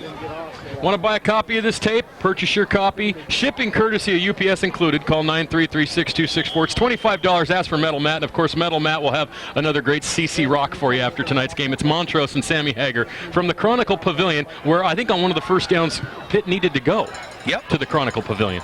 And also Caltech Pest Management. Thanks for your support of high school football here on Comcast. 2nd and 10. A field goal may win this game, Dan. A safety might win this game. Quistguard throws a quick pass to Garthwaite, and Garthwaite is tackled. A great play by Steve's favorite player, Mr. Fafiti. Fafiti. Give me a sock of Fafiti on the rocks and give me a double. He got a triple that time. Right here, just a quick pass in the flat right here. That could have been ruled a... But look at this right here. That would have been a lateral. That would have been a lateral. Look at the closure right here. Steve Fafiti is this junior, 5'9", 185. And his running buddy, Tino Felice, 5'8", 198. They're both juniors. We're going to see a lot of them next year for the Pittsburgh Pirates. And they're both very active, and they're both very good tacklers. 3rd and 14, the ball at the 45-yard line of Clayton Valley. Steve, the clock is running with 8:04 to go, third quarter. No score tonight. Ooh. Quistguard to throw. Throws over the middle. He's got Mortensen. Mortensen's got a first down. Oh, and then what a spectacular play at the end of that as he ran into and tried to jump over Robinson, but he's taken down inside Pittsburgh territory. First down, Clayton Valley. Let's watch a replay right here, Dan. We like the tight end in football, and I can't believe this guy's related to Matt. It kills me. Right there, what a nice catch right here. Look at this. Gives up the body and says, hey, that's how come I'm a D1 player. And right here, Dan, now that you're starting to getting down, you get 3 points. It could be huge in this game because that's going to fire up your defense even more than what it really is. And McDivitt, we've seen his leg. He can kick, although he's missed a couple wide right in our experiences here. 20-yard gain, first down, the ball at the 26-yard line of Clayton Valley. It looks like Quistguard is audibleizing here. This time 2 wide receivers and Mortensen lined up strong left. They run that way to Johnson, and Johnson is hammered by a barrage, Steve, of Pirates. Is there such a thing as a barrage of Pirates? No, but there's a bunch of Pirates on the plank, and they can make a tackle. Let me get my parrot on my shoulder, Blinga. Blanche was there. Blanche. I still don't like the all-white, though. I think they should wear black and white at home and white and black on the road, kind of like the Chicago Bears. And go. Vic likes the Chicago Bears. He should do that. And I don't know why he don't. I told Jeff Bridges, Jim Shipe. Jeff Bridges, Jim Shipe. There you go. You know, and he does look like that. I never thought of that till you told me that. Unbelievable. He looks just like Jeff Bridges. He really does. And I saw the highlights on the De La Salle game. They showed some footage from Pittsburgh in '91, and they were wearing black uniforms, and they looked mean, and I think they need to go back to that. Okay. Timeout called by Quistguard. Didn't like what he saw. He had three wide receivers in the ballgame. Charge to Clayton Valley, number 2. Second timeout for Clayton here, and this could be big, Steve. They've already used 2 timeouts. Diablo View Florist, the Quilting Queens, Matchmaker Restaurant, No Name Pizza, Jim's Auto Body, Charter Funding Incorporated, Images of 3 Hair Salon, State Farm Insurance, the 19th Hole, Mary Marie Salon, Rock Bottom Records. Next week, Steve, Sarah McLaughlin, for all of you sensitive types out there in the audience, has a new record coming out, Antioch Opticians, where you get your eyes checked and your glasses done, and Daniel Burke and Lee Keller, Doctors of Dentistry. And you didn't know I'd pull out a Sarah McLaughlin, did you, Steve? No, I didn't. Very good. Next week, Monte Vista at San Ramon, a big rivalry matchup. That game could be for the title. Monte Vista's playing Freedom tonight. Excuse me, Foothill tonight. Foothill. Big game in that league. And we want to thank the boosters of both them schools for stepping and helping us out. That's nice. And look how we end up. The Bell game and then the 85th Big Little game. And that's where you'll probably end up after the Big Little game. I'll end up there in about 2 hours right there with Eddie Bodine because I'm getting ready for a big golf tournament tomorrow. 2nd and 9 after the timeout. No score, Steve. This is incredible. 6:36 to go in the third quarter tonight. 2 teams with very, very good offensive, and the defensive fences, have stood out tonight from Concord. Quisgard hands off. This is Williams, and Williams is out with Johnson in front, and Johnson trying to block guys that weigh about double of what he does is not a good idea. Fafiti was there, and also number 5. We've called it a couple times. Foster Gorey was there. Yep. But there was just no blocking that time, Steve. They strung it out very well. No, Dan, I think, our coach Pardee may be right now thinking, all I need is 3 points. If I get 3 points, I can beat these guys. And, maybe they're getting a little conservative right here. It's 3rd down. Well, they're in field goal range. Yeah, they are. They may be thinking, pick up 4 or 5 and get a 35-yarder, But look for the tight end here. Look for Morchin over the middle. 3rd down. Quisgard in the pocket, throws, and that one's up for grabs. That's a touchdown. Garthwaite has it for a touchdown. Wow. What a beautiful pass, Dan. Quisgard, boy, he put it right there. It was a little post pattern right there. A flag pattern right there to the flag. And, boy, he put it right on the money. What a good pattern he ran. You can see it breaking here. He gave him a little head fake on the inside. They bid on it. And what a beautiful pass. What a huge play.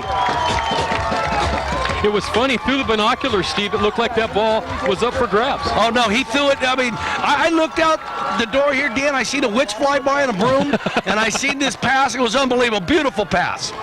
6-0 Clayton Valley.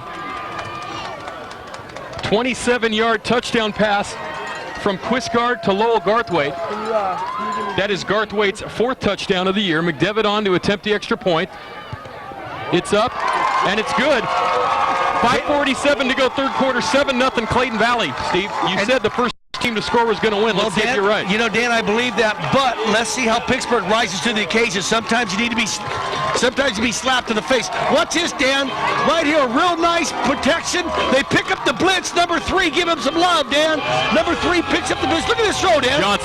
Johnson picked up the blitz. Good job right there. That gave him time. They were in a zone. Yep. They dropped off Garthwaite to the back guy. Yep. He bit. He thought they were going to go to the flat, and it was open to the flag. Nice pass that time. And nice pattern, right? It was just perfectly executed. And you know what? In a 3rd and 10 right there, he really rolled the dice. Pardee, you got to really just say, hey, good call, coach. That's a coaching play right there. He said, let's just go for it right now. We're probably going to see Pittsburgh in the playoffs. That's a given. Yep. And we're probably going to see these guys in the playoffs as well. And there's Robert Bronstein on the sidelines. There's Bronstein. There's Robert. I believe he's over at Fox Sports now. Isn't that where that show is, Fox Sports? I think he is. Yeah. Channel 36, still doing high school sports focus. And KRON is where That's right. is. Yeah, he's at KRON. Let's see how the Pirates respond here, Steve. Let's see what they do. The challenge is up to them now. Clifton Smith are back. The kick from McDevitt is short, and Clift is going to have some room to run. He takes it at the 12-yard line. Up the middle, here comes Clift, and he's knocked off his feet very nicely that time. Yep. Number 62, I don't think we've given any love to Zach Bednars. Bednars, good job. He's a 6'1", 210 junior.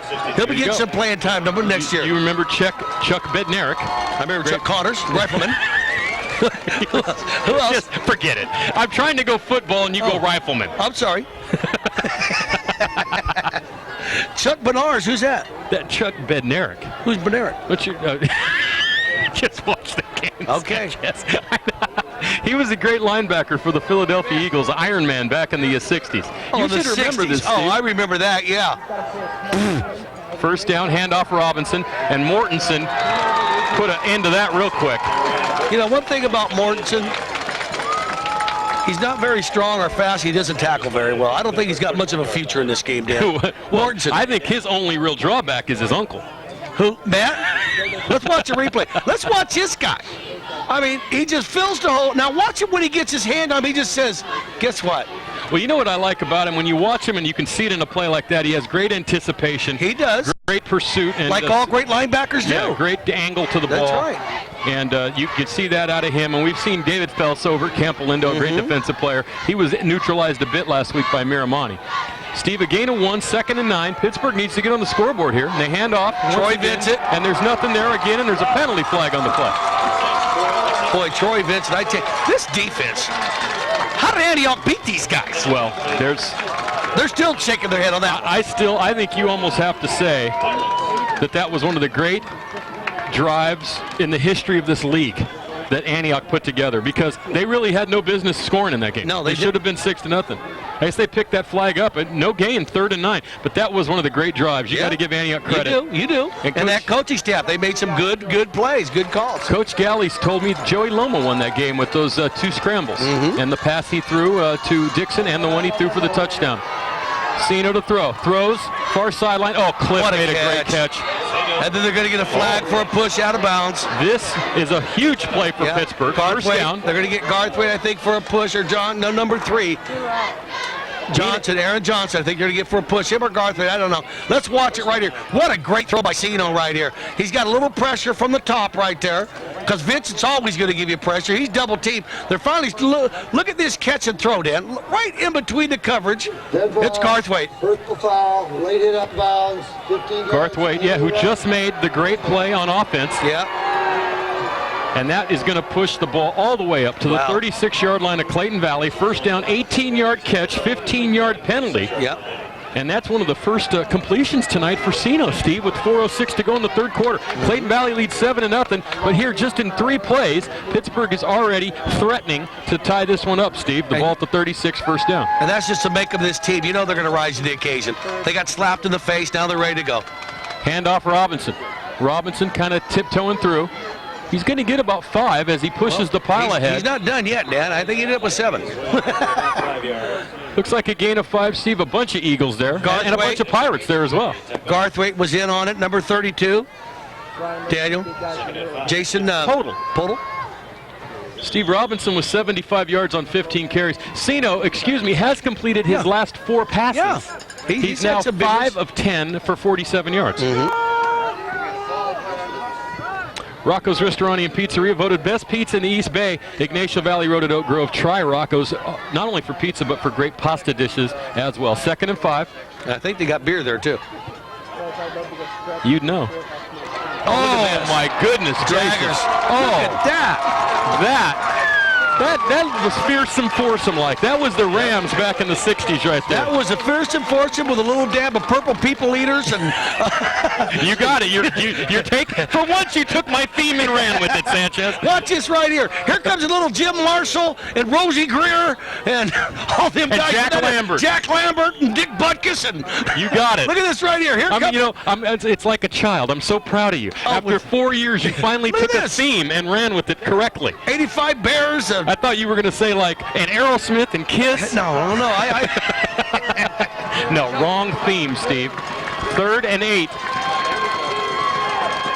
Sino throws, and it's off the fingertips of Davis at the 25-yard line. It's going to bring up a 4th down, Steve. I think they got to go for it here. No, it's a lot of time left, Dan.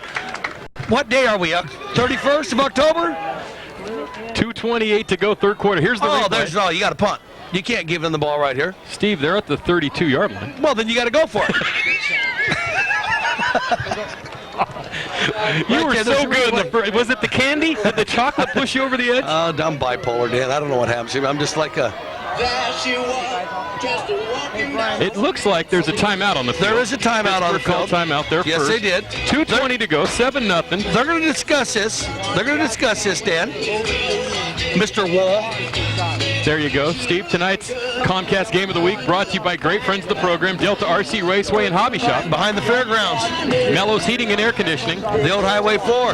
Lone Tree Golf Course. Pat Kane, thank you, buddy. Batalia's Italian Food. Hello to Rocco. Yep. Get well soon. A&B Creative Trophies. Jackie and Gene Azevedo. Sounds of Pinewood Studio. Russ and Lanier. And the Soul Sisters, Tracy Mancy and Heidi Kugel. Yeah, they do a good job. They sell homes.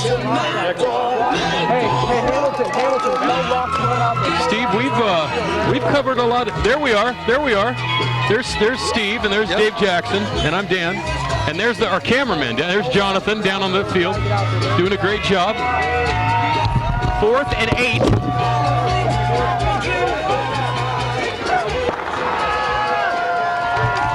And Steve was. I think you were going to go into costume again, Steve, but we had to get back to the ball. All right. 4th and 8. Big play for Pittsburgh. Cino to throw. Has time. Throws. He's hit. And that could be a lateral. It's actually called incomplete. No, they're calling it incomplete pass. That ball actually went backwards, Steve. Yep. I thought it could have been a lateral. But I think what you're going to see is his hand was going forward, Dan. He was trying to throw the ball. And I'll tell you what, that Clayton Valley defense rose to the occasion. And they are fired up now over here. And they're under the lights. It's Halloween. It's crazy. It's bedlam. It's crazy. Purchase your copy of this game, Steve. Shipping courtesy of UPS included. Call 933-6264. It's $25. Don't forget Metal Matt will have a great CC Rock after tonight's ball game. Montrose and Sammy Hager from the Chronicle Pavilion. Great defensive stand for Clayton Valley. They take over at their 33-yard line. First down, 2 minutes, 23 seconds to go, third quarter. The Eagles lead 7-0. This would be a huge win for the Clayton Valley program. But there's a penalty flag, and Williams is tackled for a loss on first down. It looks like one of the big men, excuse me, it wasn't. It was Blanche, who's one of the big linebackers, was there to make the tackle. Harris was in that mess as well. They're going to get a hold. They're going to knock him back, and this is really going to send him back on the drive right here. Let's see what God's got to say here. Holding on the offense, 10 yards from the spot of the foul. Replay first down.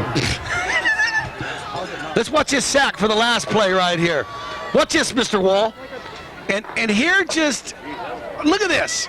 Number 29 came in, and that was a big play by him. He's the one, but there was all kinds of this craziness. Tyler Allman. And we've called his names. He's had a good game. Oh, they have a weird formation this time. They line up and they throw behind the line of scrimmage to Williams. They had 4 receivers lined up over here. He's tackled by Blanche, who makes another tackle over there. Very short gain, Steve. It's going to bring up second and very long for Clayton. Would you call that quads to the right? I would call that quads, yes. Okay, there was quads to the right. Right here, 2-step drop, and they throw it out here. It looked like they might have been setting up a pass. And then the run, you can see there's Eagles on a bunch of Pirates, but the linebackers came over, made a nice play. Steve, it's 2nd and 20, or as we like to call it, 2nd and Starbucks. And I'll take a cappuccino of fajita. Thank you. 4 wide receivers in the ball game with Johnson in the backfield. Quistguard to throw, short drop, chased out of the pocket. He's in trouble, and then Percy Robinson. This is going to hurt. That is going to hurt. Who is that big fool that played for the Baltimore Ravens that fell on Gannon in a playoff game? He's on TV now. Big guy, big Italian guy. Saragusa, Tony Saragusa. That's what that looked like right there, Steve. And right here, this is will earn you a trip to Bill Riston Daniel Chiropractic Office quicker than now.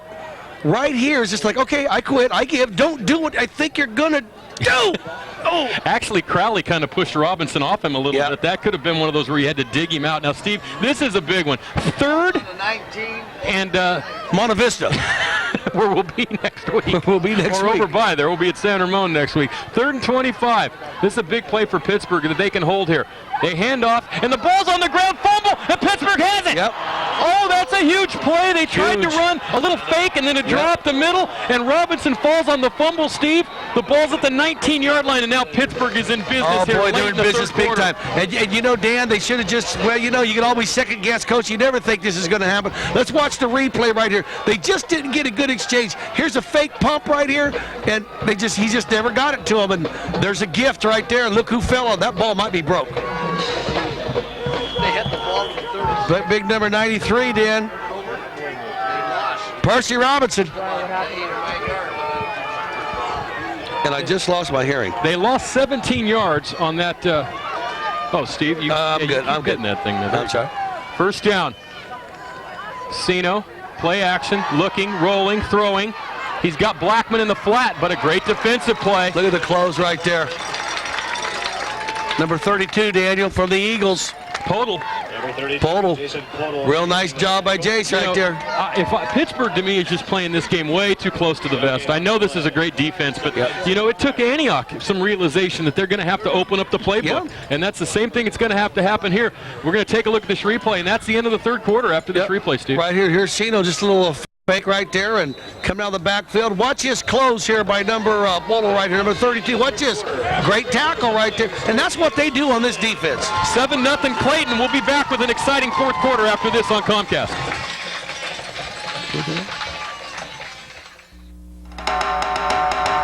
Great Mexican food, home of the famous margarita, and fun and food in a festive environment. That's Celia's of Antioch.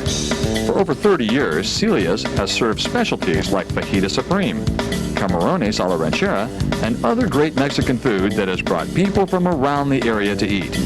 Every Thursday night is live music from Trio and Saturday night mariachis. That's Celia's of Antioch for great Mexican food. Authentic Italian atmosphere. Rocco's Ristorante. Room for the whole family. Rocco's Ristorante. Pizza, beer, sports. Rocco's! Great place for your next team party. Rocco's. The best pizza in the East Bay. Rocco's. Your table is always ready at Rocco's Ristorante and Pizzeria at the corner of Oak Grove and Ignacio in Walnut Creek.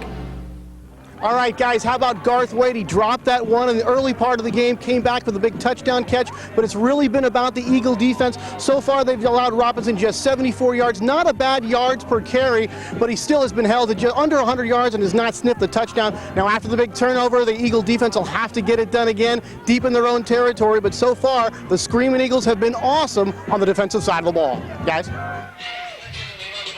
To start the fourth quarter, Pittsburgh at the 18-yard line of Clayton Valley, 7-0 Eagles, second down. Hand off to Robinson. Robinson stumbles through the hole, dives ahead to the 11-yard line. Podol and Garthwaite were there to make the tackle. This is going to bring up a huge third down play. And Steve Sanchez, once again, what are you doing here on Halloween night?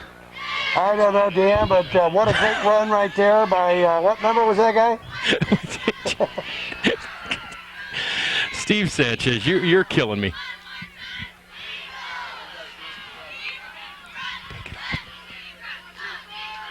Steve, we can't hear you with the gorilla. Yeah, we can't hear you with the gorilla mask on. We're trying hard to entertain you folks here tonight, but sometimes it doesn't work. Handoff.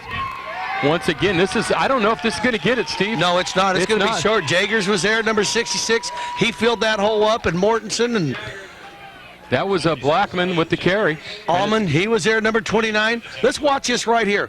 Excuse me, that was Robinson. And Robinson, maybe a yard. You can see a bunch of blue there, Steve. Yeah. You get Jagers and Mortensen there at the same time, you're not going to be going nowhere. So, Steve, it's going to bring up a 4th and 3 from the 11-yard line for Pittsburgh, who have yet to score in tonight's game. Clayton Valley leads 7-0. They're going to have to come up with the biggest play of the night for the Pirate offense. That's right, so far, Dan, and they're ball big plays from here on in. Sino to throw. Looks. He's got a receiver, and he throws the ball. He had a receiver wide open. It was number 19, Dimry. He was being covered over there. Steven, I believe it was number 3, Aaron Johnson in the coverage, and Encino just threw a bad ball that time. Yeah, he just didn't really put a good throw on it right here, and it's set up good. He looks off the corner the other way, and boy, he had him open too. If he threw that ball a little bit more towards the post right there, he had him, but he just underthrew him. Clayton Valley takes over with 10:29 to go in the ball game. They lead 7-0, and they need to avoid the kind of mistake that they made recently where they fumbled the ball and gave Pittsburgh great field position. But Pittsburgh, once again, only able to move 7 yards, Steve, and they come up short on 4th down. Quistgaard calling the signals here. They hand off to Johnson, and Johnson will have a short gain. Yep, well, he's going to pick up a little bit more there. 5. Yeah, that's not a bad play down there, Dan. When your back's to the wall right there, you'll take 5 on first yard, give you a little bit of breathing room. That was a big play right there, Dan. 4th down play right there. They could have scored right there. The whole thing turns around, and with this defense and the clock running, you know, you got 10 minutes to go. Herc Pardee may be thinking, you know, I get 3 first downs right here, I win this game. Well, he said this is the biggest game of the season, no question about it. If we lose to Clayton Valley, we could finish our season by beating De La Salle and Antioch, but still lose the league title. That was in the paper today, Steve. All of a sudden, your own destiny's out of your control. That's right. 2nd and 3, a gain of 7 on first down. Handoff once again. This is Johnson, and Johnson looks like he's going to be tackled right at the line of scrimmage. Maybe a little bit of a loss on the play, Steve, over there on the far sideline. It's going to bring up 3rd down for Clayton Valley. If Pittsburgh can hold here, Steve, and force a punt from back around the 10-yard line, they might have, you know, decent field position. Pinewood Studio, music production and recording at 778-7308. Steve, you know a little bit about Pinewood Studio. I do. Russ Lanier. I did some Elvis Presley in there, man. You see, Elvis made $8 million last year, and he's been dead for 27 years. Brennan Theaters, I believe it's In the Cut and The Human Stain, as well as School of Rock and all the stuff that's radio. There's all kinds of good stuff. You can see that radio at the Brennan Theaters in Pittsburgh and Concord. Big play, 3rd and 3, Clayton Valley. And they hand off to Johnson, and Johnson falls behind the line of scrimmage. I'm going to credit that tackle to Harris. It's going to bring up a 4th down in a punting situation, and Pittsburgh's going to get the ball back, Steve, with 8:46 to go. Real good. Let's watch a replay right here. You know, I've seen a couple of kids slip. Watch him. He tries to cut. There goes the feet, Dan. Right there. Boy, that really hurt him right there. He just couldn't get his feet from under him. We've seen Clayton Valley now 3 of the last 4 weeks. They beat Ignacio, only gave up a touchdown. Right. Lost to Antioch, only gave up a touchdown. Haven't given up a point tonight. What kind of team does Liberty have? Liberty gained 360 yards last week and scored 20 points against them. You know what? I seen Brett Castile the other night playing basketball with my boy, running up down like Magic Johnson. I go, what? I go, does Coach Anthony know you're in here playing right now? No. I go, you better be careful of that ankle. I told him, you guys better not overlook Liberty tonight. I tell you what, they were a good team. So he goes, we know. We've watched them on film. So we'll see. It's going to be interesting to see what happened at Liberty and Antioch. Oh, a high snap, Vincent. Oh, it was almost blocked, and he deflected it. He did. It's blocked out of bounds. Pittsburgh's going to have great field position again. That was a high snap, and that ball went out of bounds, Steve, and wait for the spot. I think they're going to spot it around the 28-yard line. Pittsburgh, once again, man, they're winning the field position battle, but they can't get in the end zone. He was lucky to even get his hand on that, you know, and watch this. Here it comes in.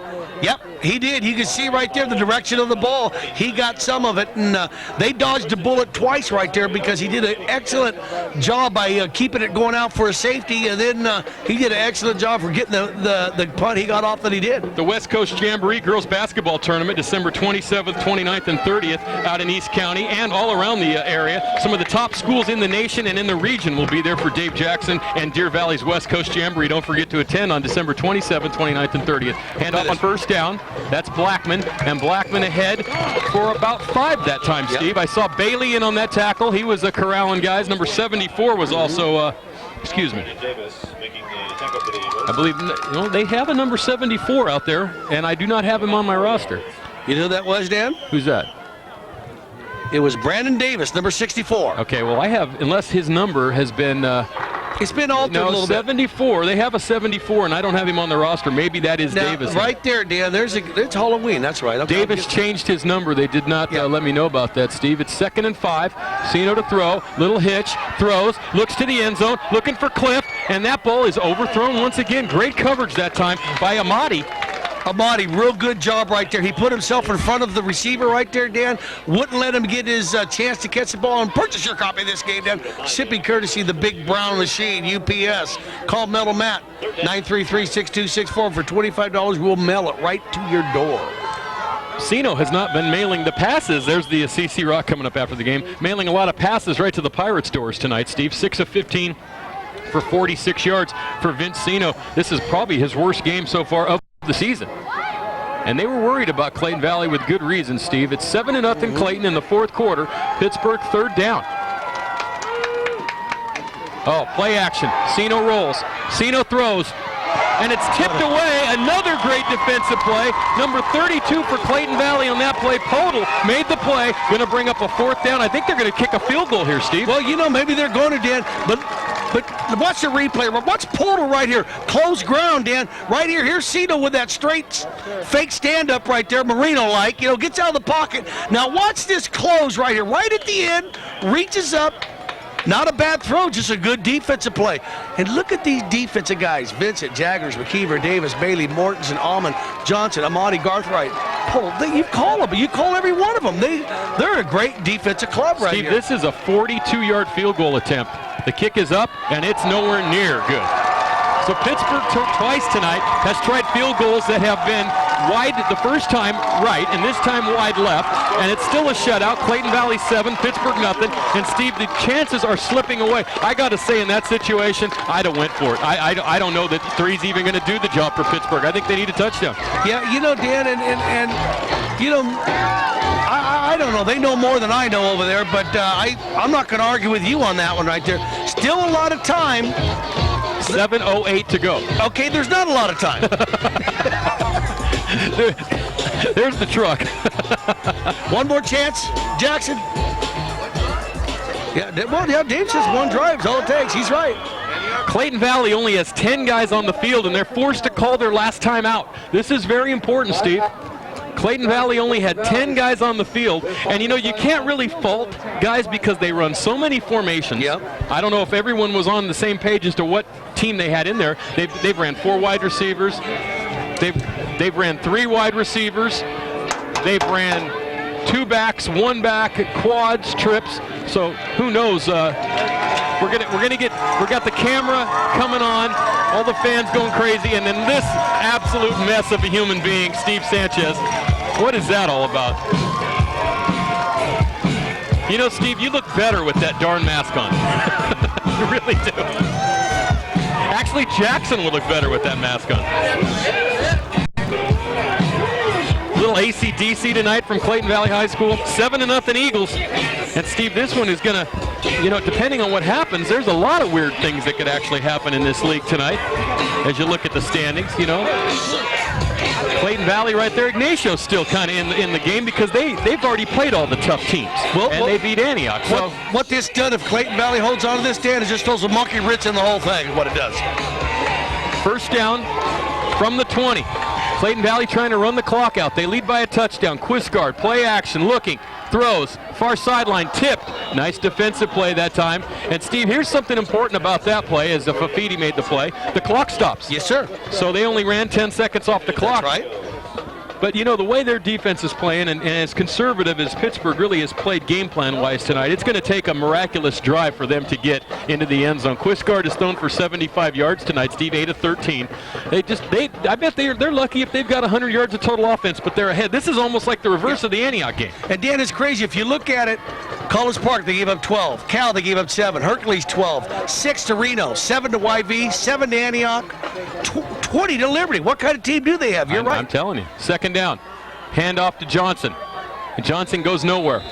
It's going to bring up third down. Harris was there again. Harris has played a great game for Pittsburgh tonight on both sides of the ball, Steve. And Dan, one thing that happens here for Pittsburgh is you get to the point in the fourth quarter where you get the ball, and what's going to happen is they know they got 4 plays to get a first down. They got to go for it. So that changes the philosophy of your offense a little bit when you and next week they had Montevich at San Ramon. The Wolves and the Stains from over in Danville. Very good, Steve. Yes, I'm looking forward to it. Get there about 2 if you want a parking place. What? Oh, yeah. Oh, I know. Last time we were there, it was like... I'm not 2 in the morning because I know you'll still be up. That's true. You said a big play. You said you're going to be nice to me this week. I've been very nice to you this week. That's a good point. And off, Williams. Williams outside. He's going to need to really get a big rush out to get to that marker, Steve, as Robinson he's closed gonna come up and short. knocked him out of bounds. And here's another important play. They knocked him out of bounds. The clock stopped, Steve, with 6:14 to go, 4th down. Yeah, here's the replay right here, and here he is right here. Watch this block by Garthwaite right here, and then he puts his hands up. He goes, I didn't block him, I didn't hold him. Right there, but right here comes the pursuit from the backside, number 2. I think that's Robinson, correct? Yep. Robinson and Roderick Wyatt were there to make the tackle. 4th and 5. The ball at the 25 of the Eagles. So Pittsburgh should get good field position, Steve, and plenty of time. 6:14 to go in the ball game. Derek Davis is back. Vincent, a good punt. Davis fields it at the 40-yard line. He's got an angle outside, cuts it back inside, and a good return this time. Davis, about a 10-yard return to midfield. So Pittsburgh is going to start right at midfield with exactly 6 minutes to go, trailing 7-0. Well, Dan, the one thing about Pittsburgh is they're at midfield. They're a big play offense. They're one play away from just making all this go away. So here's the sponsors, Dan. Great friends of the program here on Comcast. They include Rocco's Ristorante and Pizzeria in Walnut Creek. Very good pizza. Contra Costa Clean Water Program and Mr. Funnelhead. Very good water. Mazzei Pontiac in Antioch. Good Denali's. Paramount Technology. Computers. They work on computers. We love them. Brendan Theaters in Concord of Pittsburgh. We love movies. SNS Import Service in Antioch. We love guys who work on cars. Caltech Best Management. We love guys who kills bugs. We'll finish the rest after this play. 6 minutes to go from midfield. First down. Shanks back in the backfield. Sino is hit, and the ball's on the ground.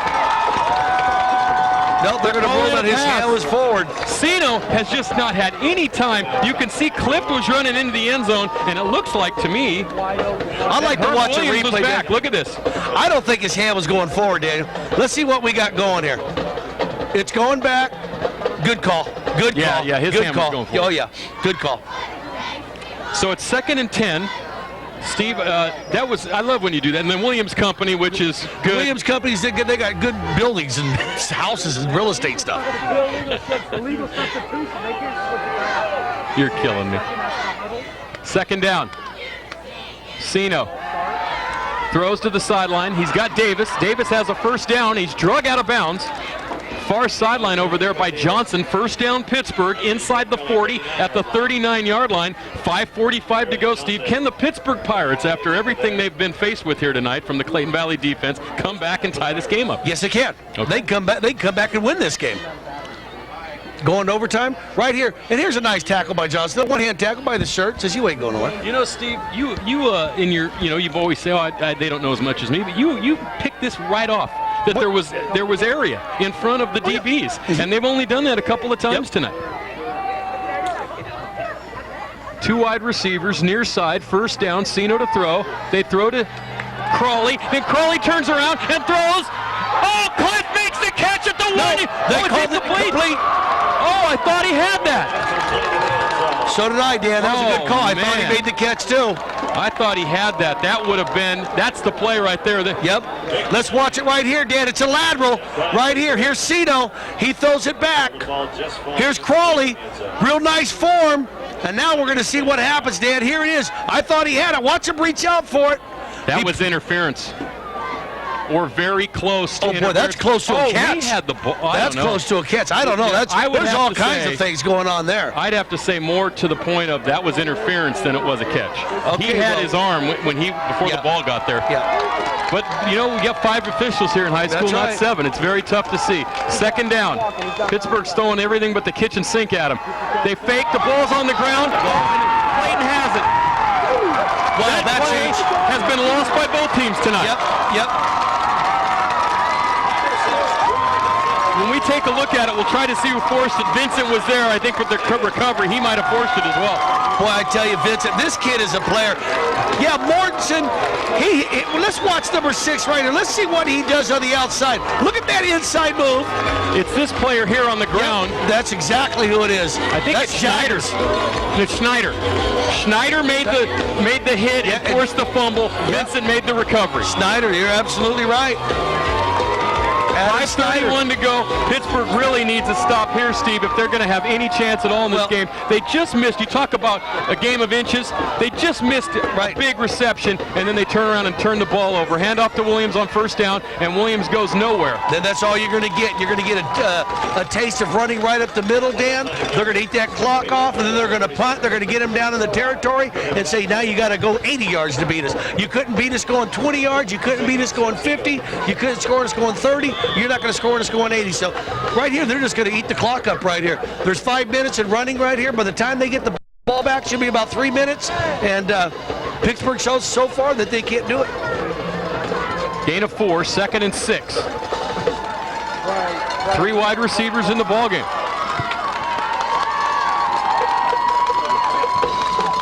Twist guard hands off to Johnson, and Johnson is smothered by Fafiti and by, I believe it's Robinson, and it is Percy Robinson there with the tackle. It's going to bring up a 3rd and long here for Clayton Valley with 4:37 to go. There's the scoreboard. Yeah, there is, Dan, and you know, this 23 yards. This might be a place where you might want to keep your. I would think about maybe using my timeouts right now if I was Pitt. Pitt. If I was Pitt. Yeah. I mean, with 4:50, I don't think I got the kind of offense where I really got to use timeout. Well, I would say that I would call a timeout if they don't get it here. Well, I would have called save those 30 seconds here. You still are going to need them. I would call a timeout if they don't get a first down. If they get a first down here, this game could be over. Right. 3rd and 7. Big play in the ball game. Quisgard, hands off, Johnson. Johnson goes nowhere. Once again, Felice was there, and so was Schenk. But they're going to let the clock run, Steve. 3:50 to go. So there's going to be about 3 minutes to go in the ball game when Pittsburgh gets the ball back. One thing you really haven't seen out of Pittsburgh tonight, Steve, a team with great team speed, is they haven't seen a big return out. No special team magic tonight. But hey, now's the time to do it. In a very similar game, Steve, we've had these tight defensive games. We've only seen 40 points scored in these last 3 games that we've done. Pittsburgh's only allowed 23 yards rushing to Clayton Valley tonight on 23 carries. After that last one, maybe 24 on 24 carries. So it's going to bring up 4th down, a punting situation. Vincent back from the. They're going to get number. They're going to get a procedure against Clayton Valley. It's going to move them back 5. This is going to move the line of scrimmage back to about the 42-yard line. So Pittsburgh, if they could get a return here, Steve. False start on the offense. 5-yard penalty. We play 4th down. I tell you what, you can say a lot of things, folks, about our telecast, but you've never heard an official explain himself like God does right there. Dale Newhouse is, like I said, he's a Pac-10 official. He's probably real close to being an NFL official, Steve. Another high snap. And this time, that isn't Vincent punting. This time, it's Gorgon, and the ball is bouncing, and it's taken on the run. That's a good return that time by Davis out to the 44-yard line. So, Steve, Pittsburgh needs to go 56 yards in 3 minutes to try to tie this one up. So, you know what we always say? It can be 44-37 or 7-0. Still exciting when you're this close. Diablo View Florist, the Quilting Queens, Matchmaker Restaurant, No Name Pizza, Jim's Auto Body, Charter Funding Incorporation, Images of 3 Hair Salon, State Farm Insurance, the 19th Hole, Mary Marie Salon, Rock Bottom Records, Antioch Opticians, and Burke & Keller Doctors of Dentistry. 29-yard punt, 14-yard return. Diablo View Florist, 1925 D Street, for all your florist needs. Absolutely. For all your florist needs. First down. 4 wide receivers in the game. Robinson behind Sino. Looked like Robinson might have moved early. They throw right through the hands of Crowley, who would have had positive yardage if he had caught that right near midfield. 2nd down. 2nd and 10, Pirates. And Steve, this one right now is barely 2 hours old, and we're almost done. Let's watch this, Dan. They got away with one in the backfield, a little bit of movement. Sino looks one way. He just hasn't had any time. And there's another guy, Jaggers. Yeah. He's had a big game tonight. I mean, like I said, go down that defensive line of Clayton Valley. You call them all off. It's unbelievable how good these guys are. And they play so great as a unit. They really do. They're just a great defensive unit. He's 6'1", 270, and that's our good friend, Elliot Mick Jaggers. Elliot Mick Jaggers. You can't always get what you want, but if you try, sometime you'll get what you need. That's right, and he has tonight. Clipped in motion. They're bringing the house. Sino to throw. Throws. Oh, and that was very close. That could have been either way, Steve, on that call. It was intended for Crowley. Garthwaite came in and made a big defensive play. 3rd and 10 with 2:51 to go. Watch the replay right here. I think what you're going to get, Dan, is going to be a good no call right here. Because if you look at this right here, the ball, now watch this. That's a good no call. That's a good defensive play. I think he got his arm in there. Yeah, that's a good defensive play. That one was a good one. Yeah. I haven't had too many complaints with our officiating crew tonight. I just thought that one on a replay, when you looked at it, you could have called interference. But that's always easy when you're diagnosed with a replay. Yeah, right. Typical, bad miss or something. I say let him play. I mean, it's just obvious. Yeah, but let him play. When you pull a guy's arm down on a pass that could have tied the game. That's what the other side of the ball is going to be saying. That's right. 3rd and 10. Same formation. Sino under pressure. Rolls out of the pocket. He's running with it. Sino, first down. Sino still on his feet. Takes a hit. Jeff Garcia tackled by the entire Clayton Valley defense on the pursuit there, Steve. But a first down. What a huge play for Pittsburgh. Clock stopped. 2:41 to go, and Sino might be hurt. Yep. And he had abdominal troubles earlier, and it looked like he's grabbing his stomach right here. Could have got it re-hurt again. Man, that was an exciting play, though, Steve. Yeah, it Look was. at this. And watch number 88 make this great move right here. Just a swan move right there. Up, and he just busts down. And right here, he can run. I mean, there's only one thing going to stop him, and I think that's like pepper spray or mace or something like that. Well, Aaron Johnson stopped him with a forearm shiver. Stunt gun or something like that. And then Mortensen and a number of Eagles came in to clean that one up. You see Podol there and Mortensen. That was a great play, and this might help. This might send this one to overtime. I'm waiting for Dave Jackson to give me the yardage on that last play. Well, Dan, I'll tell you the 25-yard gain, first down for Pittsburgh. Have to wait to see if Sino's okay. Well, let me tell you something. There's 2:41. There's 31 yards to go. This team ain't going to roll over the Eagles. I'll tell you what.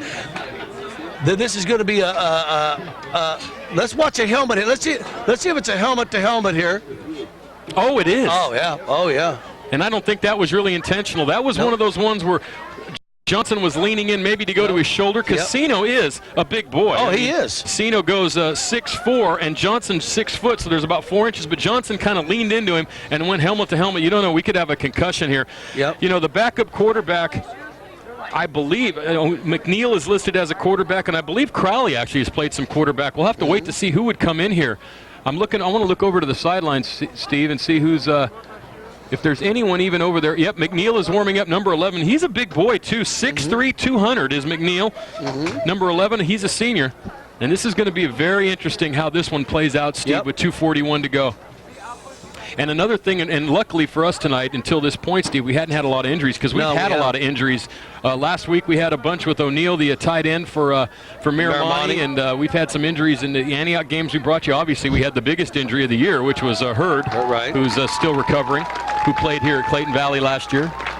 Actually went to school here. He didn't play football for the last 2 years. You know, that's one thing it does at high school sports. You always see the other team go down on one knee for the kids, and it makes you mind, these are all kids, what I mean? They're out here and they're playing their heart out, and they're a bunch of young men, and, when stuff like this happens right now, our thoughts are with Vince Sino. It looks like he's going to get up, and that's a good sign.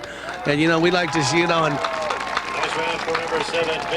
could be a concussion, whatever, got his bell rung, whatever you want to say, What Dan. does this do for the Pittsburgh season, though? Here's a team that's 6-0-1 with 2:41 to go. He's probably out of the rest of this game. They're going to have to go to their backup quarterback. Next week they play the #1 team in the nation, and in 2 weeks they play their #1 rival in the 85th Big Little Game, a game that could be for a title. Yeah, well, they'll have to evaluate him after this, Dan. This could be, if I know him, he's a competitor. He may be back in a day or so, feeling like he's okay. Sometimes when you get up and walk like this, hey, you just got your bell rung, so, could have a slight headache, concuss. You have to see.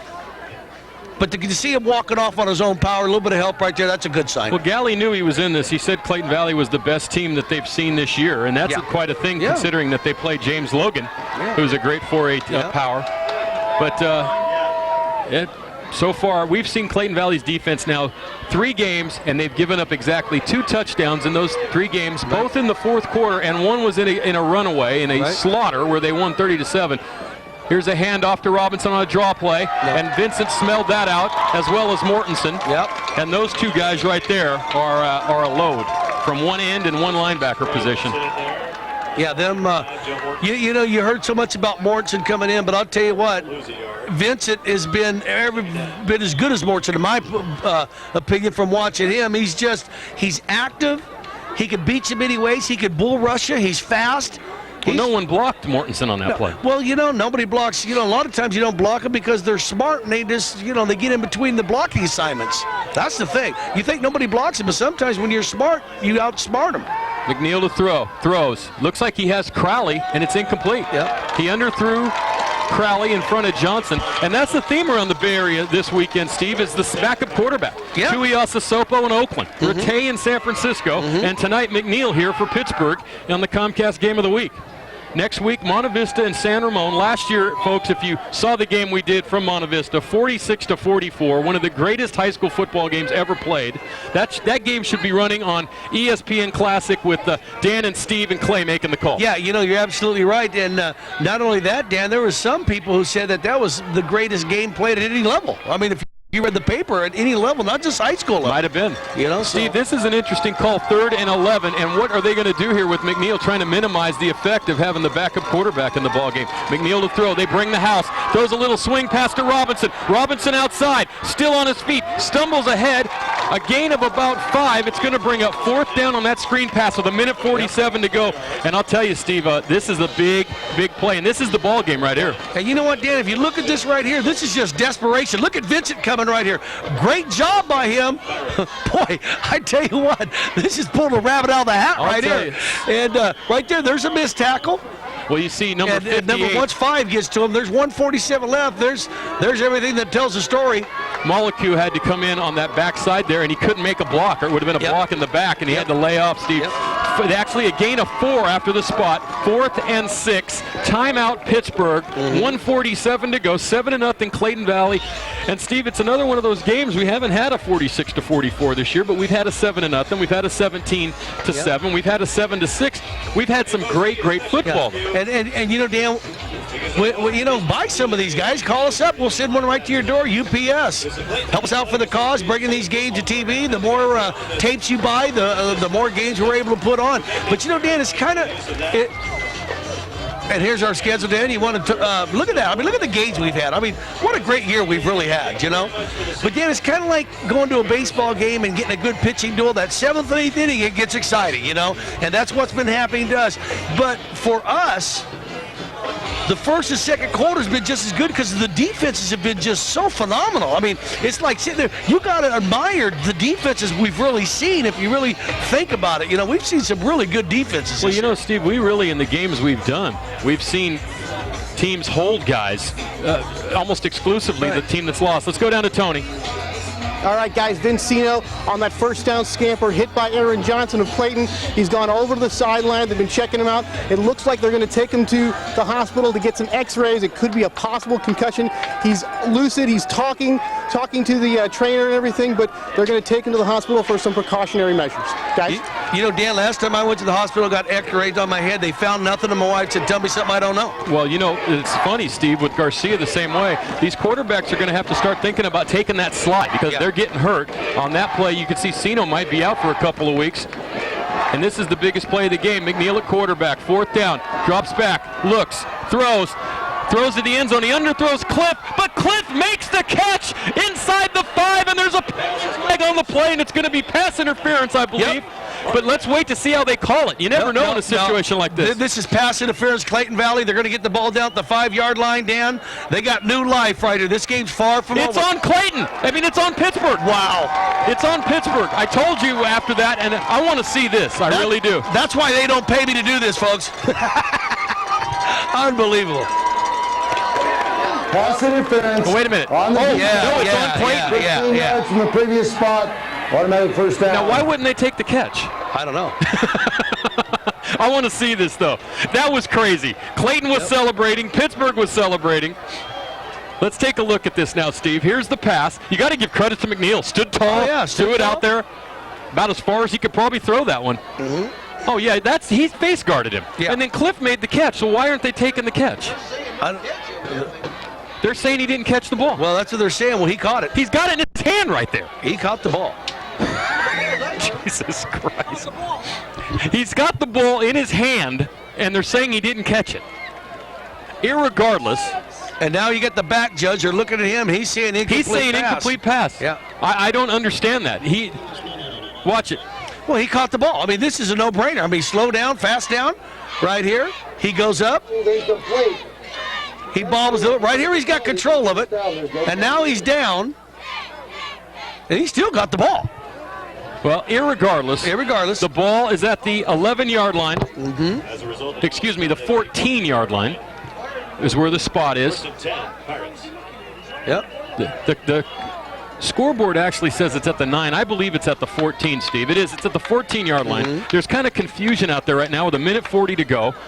That last play, you could have called it about 10 different ways. It first looked like he had made a catch. Then there was pass interference. Clayton Valley thought it was on Pittsburgh. Pittsburgh thought it was on Clayton Valley. Turns out to be on the Eagles. First down from the 14. The backup quarterback in for Pittsburgh. And, Steve, it's Halloween. And can it be any nuttier than this?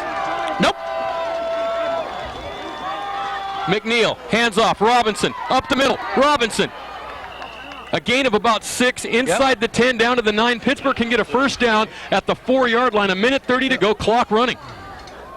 This is, one thing about this Pittsburgh team, Steve, we've had all these great runners, the Simonton brothers, Right. Steve and Ken, and guys like Percy McGee, all were outside runners. He used to run that big sweep. Right. They don't run that anymore. No, they it's really all don't. up between the tackles. And here we go, Dan.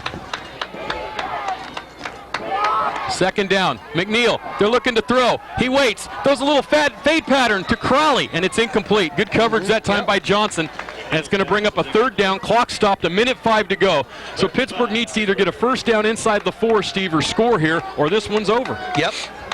Kind of a questionable call right there. Makes you wonder right there. You've been running on the ball. You just got 6. I got to think I would think pound it up the middle a couple times. I'm going to give it to Robinson. I mean, he's my money guy right he's now. Money. But well, let's just see what coach does here. You know they're going to run it now. They're not going to pass it. They must just think that this linebacking crew and Vincent are too good to try to run the sweep on them. They said they were going to run the ball up the gut at Mortensen, and they have. Third down. McNeil, hands off, Blackman. Look at this. And Blackman's ahead, and he's pushing the pile ahead. We're going to have to wait to see where the spot is. I think he's going to be short. It's going to bring up 4th down, 57 seconds to go. I wouldn't be shocked to see Pittsburgh use a timeout, and they are calling a timeout right here, Steve, with 51 seconds to go, their last time out of the ball game. But it don't matter because they get this. If they get the first down, they move the chains, and then they can run a first down play inside the 5. What a ball game. Once again, a defensive struggle. Tony's sitting up here waiting to hear who the players of the game are. We got to wait to see because we might go to overtime here depending what happens on this play. What happens. It's going to be 4th and 1 from the 5-yard line. Unbelievable once again here on Comcast, Steve. We told you we had the game of the week for you just about every week, and we have. Yeah, we really have, Dan. And this has been a great one, Dan. Let's talk about the friends, our sponsors. All right, go, Steve, Dan. you ready? Yep. Comcast game of the week. Delta RC Raceway and Hobby Shop. Oh my! This is Mellows Heating and Air Conditioning. For all your heating. Lone Tree Golf Course. For all your courses. Italia's Italian Food. For your courses again. Be Creative Trophies in Antioch. For your trophies. Sounds of Pinewood Studio in For all Antioch. your recording needs. Tracy Mancy and Heidi Kugel, the Soul I'm not Sisters. touching that one. You're good, Steve.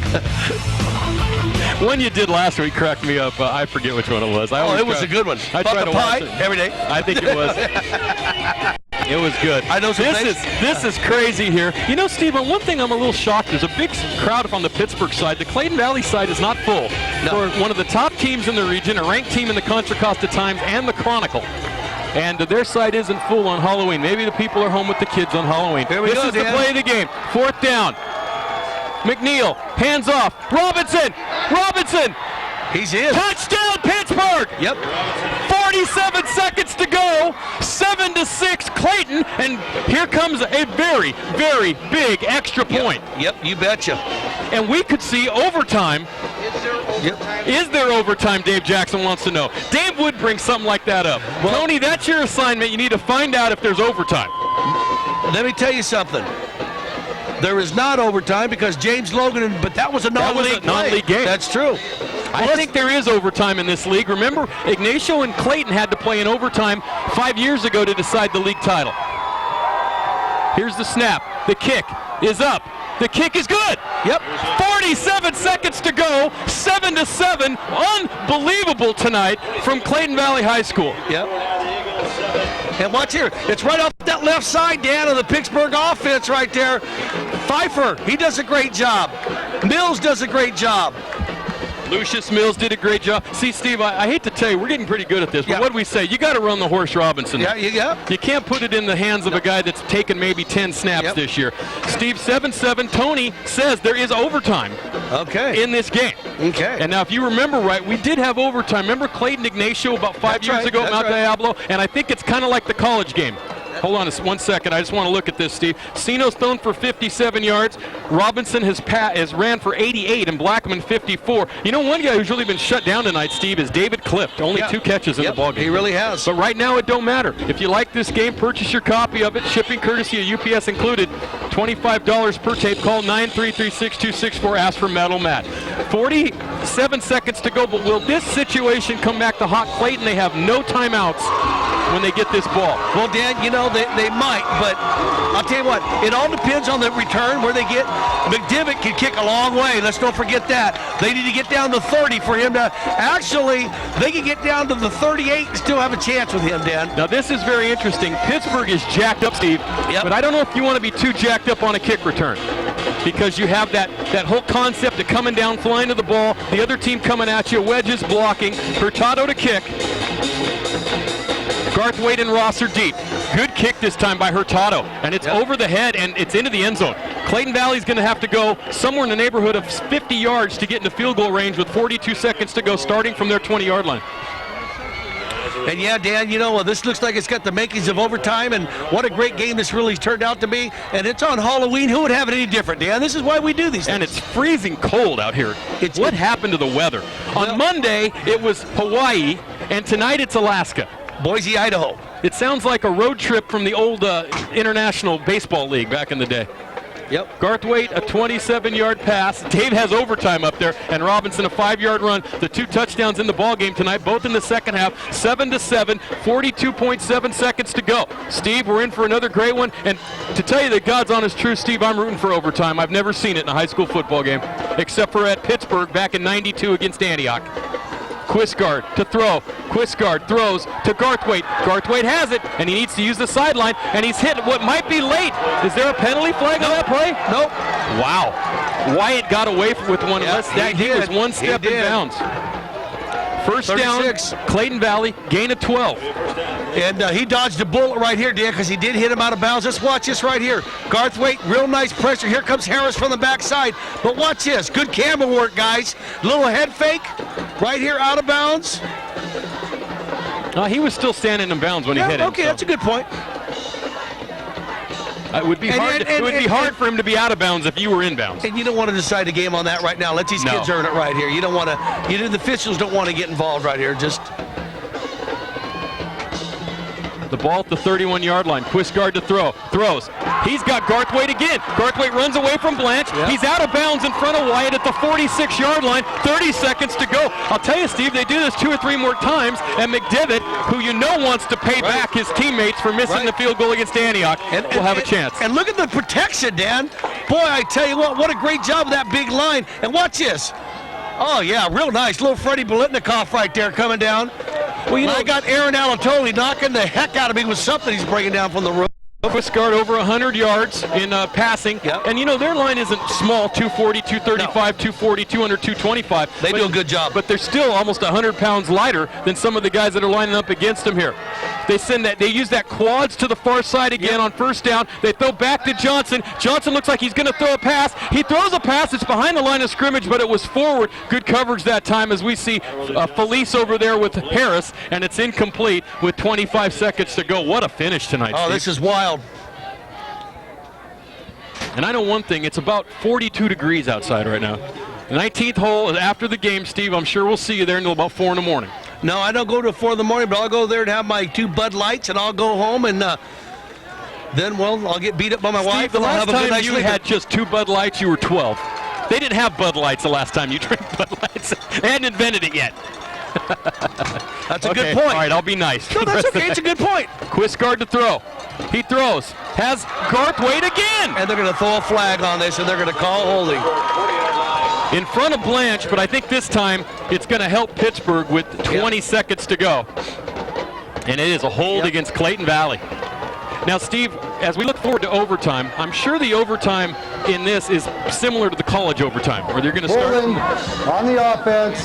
10 yards from the spot of the foul.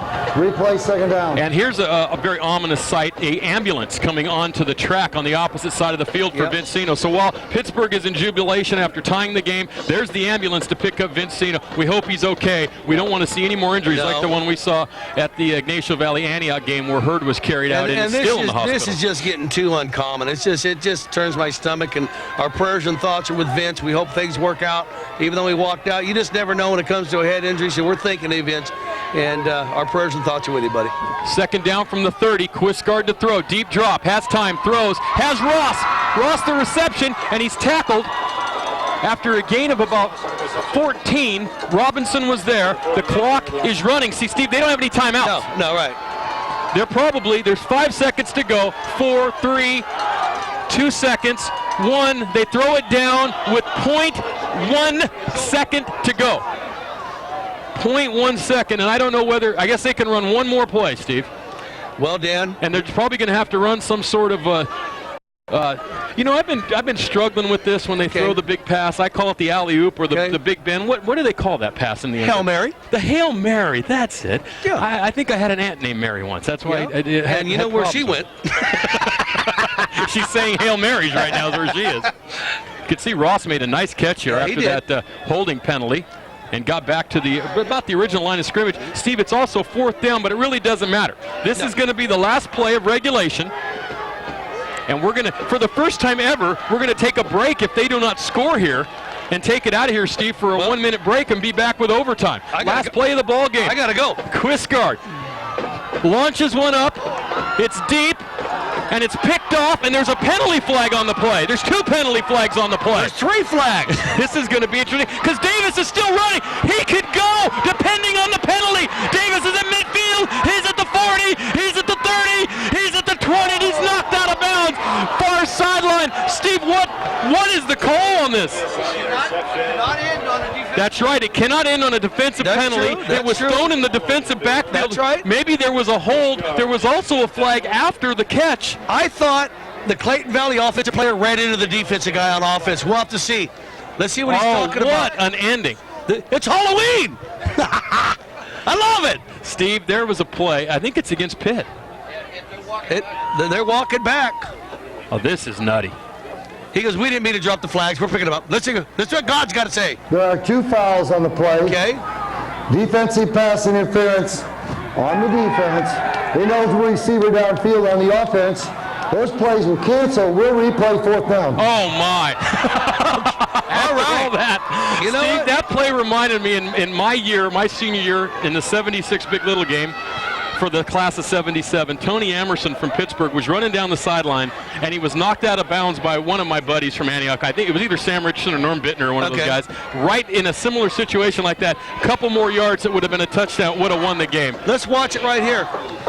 I wonder who the legal guy downfield is. How is there pass interference there? And how is there a legal guy downfield? How is that catchable by anyone in a blue uniform? Yeah, I don't know. There wasn't a guy within 20 yards of the ball. Nope. And there he goes, Danny's rumbling, he's troubling, he's bubbling, he's tumbling, troubling, rumbling, and then he gets... And Quisgard destroyed him out of bounds at the 20. But guess what? None of that mattered. It don't matter. Offsetting penalties, 0.1 second to go again. That Clayton, was at the 47-yard line of the Eagles. This is the last play of the ball game before overtime. They throw near sideline. Ross is there, and Clift is just going to knock that one down, and that'll do it. There are no penalty flags on the play. That pass is incomplete. And now we're going to wait. We were told we're going to overtime, and I guess the referees are going to meet. We are. Steve, we're going to take it out of here for our last ad break. We'll be back with overtime from Concord after this. At Mazay, we believe in giving our customers the best selection, service, and savings. How do we do it? Dedication and teamwork. You'll receive one-on-one personalized service when selecting your next new or used vehicle. We won't drop the ball. Good credit, bad credit, no credit. We'll design a finance package that makes you a winner. And our full service shop is dedicated to keeping you on the road safely and in the game. Come be a part of our winning team. Mazay Pontiac Cadillac, Buick, GMC Trucks, the winning team in Antioch. Great Mexican food, home of the famous margarita, and fun and food in a festive environment. That's Celia's of Antioch. For over 30 years, Celia's has served specialties like fajita supreme, camarones a la ranchera, and other great Mexican food that has brought people from around the area to eat. Every Thursday night is live music from Trio and Saturday night mariachis. That's Celia's of Antioch for great Mexican food. Steve, back at Clayton Valley High School, heading to overtime. We're not even sure of the rules here. We're going to have to get a packet from the North Coast section or someone. Dave Jackson, I don't want to hear from you. No. You'll make it up. Yeah, I'm sure it's like the college game where you either start from the 20 or the 25 and you have to score and you kick a field goal, or you can score a touchdown and the other team, both teams get a chance, which is going to be very interesting. We saw Vic Galley out on the field and Herc Pardee. They were discussing this situation.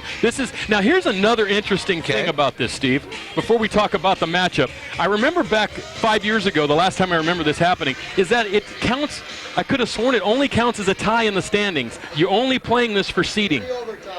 I think that's how it works. In other words, this is for who goes to win the title, but it will be a tie in the standings. I think I heard that once. We're going to have to see how this whole thing plays out, and something we'll have to check on. Well, now, supposedly they just made an announcement over the loudspeaker that whoever scores first wins the game. They're not talking, they're talking about winning this game somehow. Well, you know what? We're just going to have to react to what we see here. Well, why don't we have Jackson? He hasn't done nothing all night. Why don't we have him go and find out? He's just standing like a statue. Well, you know what? You know what? This is one of those situations, though, Steve, because it's a high school game, because they have different rules. Until we see what happens, let's listen to Dale.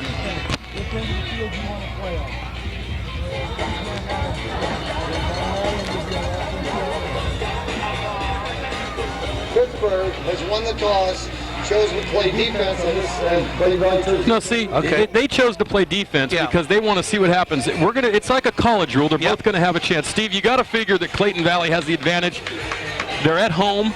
And Pittsburgh's, we see Vince Sino. They're over there by the ambulance. He probably has a concussion. They're going to be using the second-string quarterback.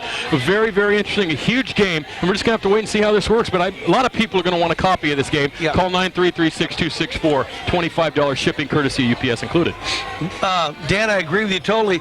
I think Clayton Valley does have the advantage because of the quarterback. But you're going to see Pittsburgh, they're just going to run the ball. I think they found something that they liked last time they had the ball. They ran on the defense, but Clayton's defense, they're no dummy. They know that. They're saying, the kid, we're not going to let them beat us with the run. They're going to have to beat us with a pass. That's what Pardee is putting these kids' heads right now. So, hey, this is what it's all about. This is fun, man. This is great. This is also what the NFL should look to do, because I think the overtime rule in professional football is terrible. Yep. And you can see Clayton Valley does not have, they only have 22 yards rushing in the ball game, Steve. Right. Quisgard has had to come back and make some big throws in the second half for them. So this is how it sorts out. The same thing as the college rule, I believe, Steve. You start from the 25, 1st and 10. You can score via the field goal or the touchdown. Yep. If you don't score, the other team gets a chance. And then if they don't score, you keep going. Each team gets a chance in each period. I just don't know in this one if you have to go for 2 after the second overtime, which is a college rule. Hand off to Johnson, and Johnson is drugged down by Shank from behind after a loss of 1. So it's going to bring up a second down. Yep. And Shank showed you a little bit of his athletic ability right there, Dan, with his speed, crashing through right there. And they are some big guys on that defensive line. They are just, and you know, Galley's right. You'll never see this again in high school ball. 335. Not that can then move like that. No. I mean, they're very athletic, and they're all being recruited to play on Sundays next year. Saturdays, 348, 336. I mean, you're talking Refrigerator Perry size here. In his day, and you know. Well, he was more like about 420. Well, yeah, because they told you his head weighed 300. 2nd and 11. Quisgard, 2 wide receivers in the ball game. And Ullman also in there with 2 tight ends. Play action. Quisgard throwing for Garthwaite. There's a little bit of bumping down there. Blackman was there with Garthwaite. There's no flag on the play. They're going to let it stand, Steve. Nope, they are. And you know what? That was a nice pattern by him, and real good job. Let's watch it again right here. I don't know if we can pick it up. There's a real nice fake by Garthwaite right here. Look at this. You know, he had some pressure right there in his face, too. But watch, we can't see it. It's towards the end right there. That might have also been uncatchable, considering it landed 5 yards out of bounds. Yeah, you might be looking at that again. Huge play. Now, do they bring in McDivitt here, Steve? It would be about a 42-yard field goal if they do not. Well, definitely. He's definitely got the leg. And but I look for them to throw the ball again right here because I agree. Yeah, I think they're going to throw the ball here. And the one thing you can't do here, you can't take a sack. You got to give your guy a chance to kick the ball. You cannot take a sack here, Dan. That's a great call, Steve. Garthwaite is in the slot. Play action. Quisgard rolling. He throws, and it's incomplete. Yep. He threw for Garthwaite. He was covered outside by the linebacker, Blanche. It's going to bring a 4th down. Here comes McDivitt. Yep. It's 7-7, and McDivitt's going to try to put a field goal on the board, but Pittsburgh's got to feel good about themselves. If they could score a touchdown after this, they win the game. But, Dan, the thing about it is as good as it looks right now, Clayton Valley may even have the edge in this situation because McDivitt's got a great foot, and Pittsburgh's shown that they really haven't kicked the ball well so far. They're doing attempts. No, Pittsburgh. So, if I'm Pittsburgh, I'm going to go score a touchdown. Yeah, exactly. That's all I'm saying. But I got to do it against the team that told me to 7 points. This kid has got a leg right here, Dan. He's going to kick it from the left hash mark, a 43-yard attempt. The holder is Matt Gorgon. Spot down, kick is up, and that's got plenty of distance. It's no good, wide right. So So Pittsburgh now, if they can just move the ball into field goal range, Steve, and I would have to consider that into the range of a 20 to 25-yard field goal, can walk out of here and absolutely steal one. Yep, they really could, Dan. And Clayton Valley is going to have to get another category. It's going to be wins, losses, and games we should have won. Heartbreak. Yep. No, last drive. Yep. Yeah, I mean, twice now that they have let a team that they've clearly outplayed defensively come back and score, and both times it's almost been out of desperation. Yep. Neither of those teams look like an offensive juggernaut going down the field in either of these games, but in both games they've come out with a tie and with a win. But Dan, I'll tell you what, this Clayton Valley defense can rise to the occasion right here. And how ominous is this, Steve, as this play gets ready to go, that the ambulance with the first-string quarterback, Sino, is about ready to drive out at the gate. And you would hope that for him in this situation that they could pull out a victory, because this is a second-string quarterback, McNeil. Handoff, it looks like a reverse, and it is. Set up. It's Crowley. They're throwing. They have a guy wide open. Oh, it's number 80, the tight end for the first time tonight, Cox. And positive yardage for Pittsburgh. But if he had led him a little bit inside, Steve, he could have waltzed into the end zone. He really could have, but I'll tell you what, Dan, the thing is right here, this is set up. What a great call. Right here you go, okay, it's a double reverse. Blackman handed off to Crowley. Crowley, and right here you think, and the guy comes up, he bites on it. Crowley did a real good job at selling it. And look at this throw. Boy, I tell you. 11-yard gain, first down, the ball at the 14-yard line. Steve, Pittsburgh, I told you, they're going to have to throw everything but the kitchen sink out here in the fourth quarter and overtime, and they're doing it. The handoff is to Robinson, and straight up the gut, a gain of 2. Robinson taking the handoff. Davis made the tackle for Clayton Valley. This is one of those ones, Steve, I bet Dennis Erickson feels like this. I know he felt like it last week. Do I really want to let my kicker try to win this game? Yeah, well, that's absolutely right, and you hit it right on the head. I'm going to go in for a touchdown. But if they respond right here, Dan, I think they're close enough here to make it. I really do. I mean, you know, you're not looking at a 30-yarder here. You're looking, you know, right here, you look about a 22-yard field Robinson has 91 of the toughest yards that he's ever gained in his entire career. Throw to the end zone. There's a flag on the play. What's the call? Touchdown! Pittsburgh wins. Let's wait to see what the flag is. It could be a motion. It came from the side judge. Marker down. There's a marker down. Pittsburgh's on the field celebrating. This is coming back, Dan. This is coming back. Oh, man. Can you ask for anything more out of a football game? It's Halloween. What a pass from this second-string quarterback, McNeil, and a great catch in the corner of the end zone. But I was looking at the flag, Steve, and what is going on? There's chaos on the field. Pittsburgh was celebrating. They thought they had the win. No, they're bringing it back. He'd have his hands up in the air right now, showing touchdown. If they weren't bringing it back, and they're discussing it right here, they're going to bring this one back. It had to have been a motion or a shift at the line, Steve. Yep. The flag came right at the snap. Here we go. We're going to get the call right here. This would be over right now.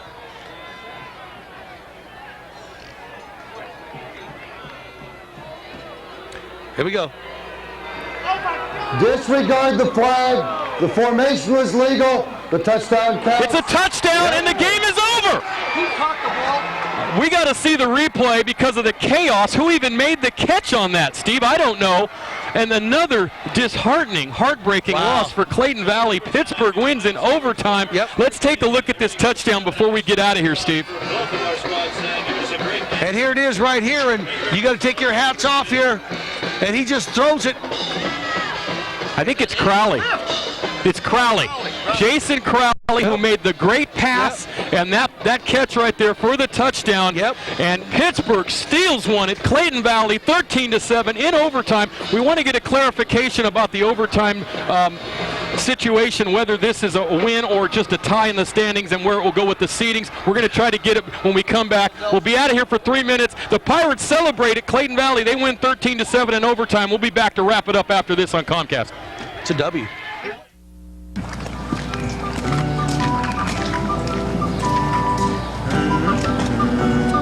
What are you doing? Who said that? Jumpin' Jaw, Hosafat, a giant oil filter that talks. I'm framing the filter, and what do you think you're doing with my child? It's your child?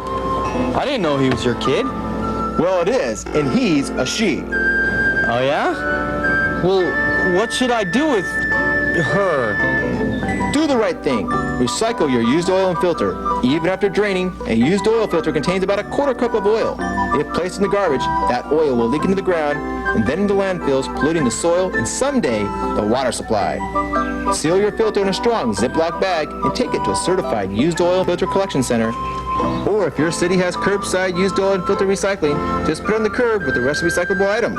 Call 1-800-NO-DUMPING or check out our website at www.funnelhead.com.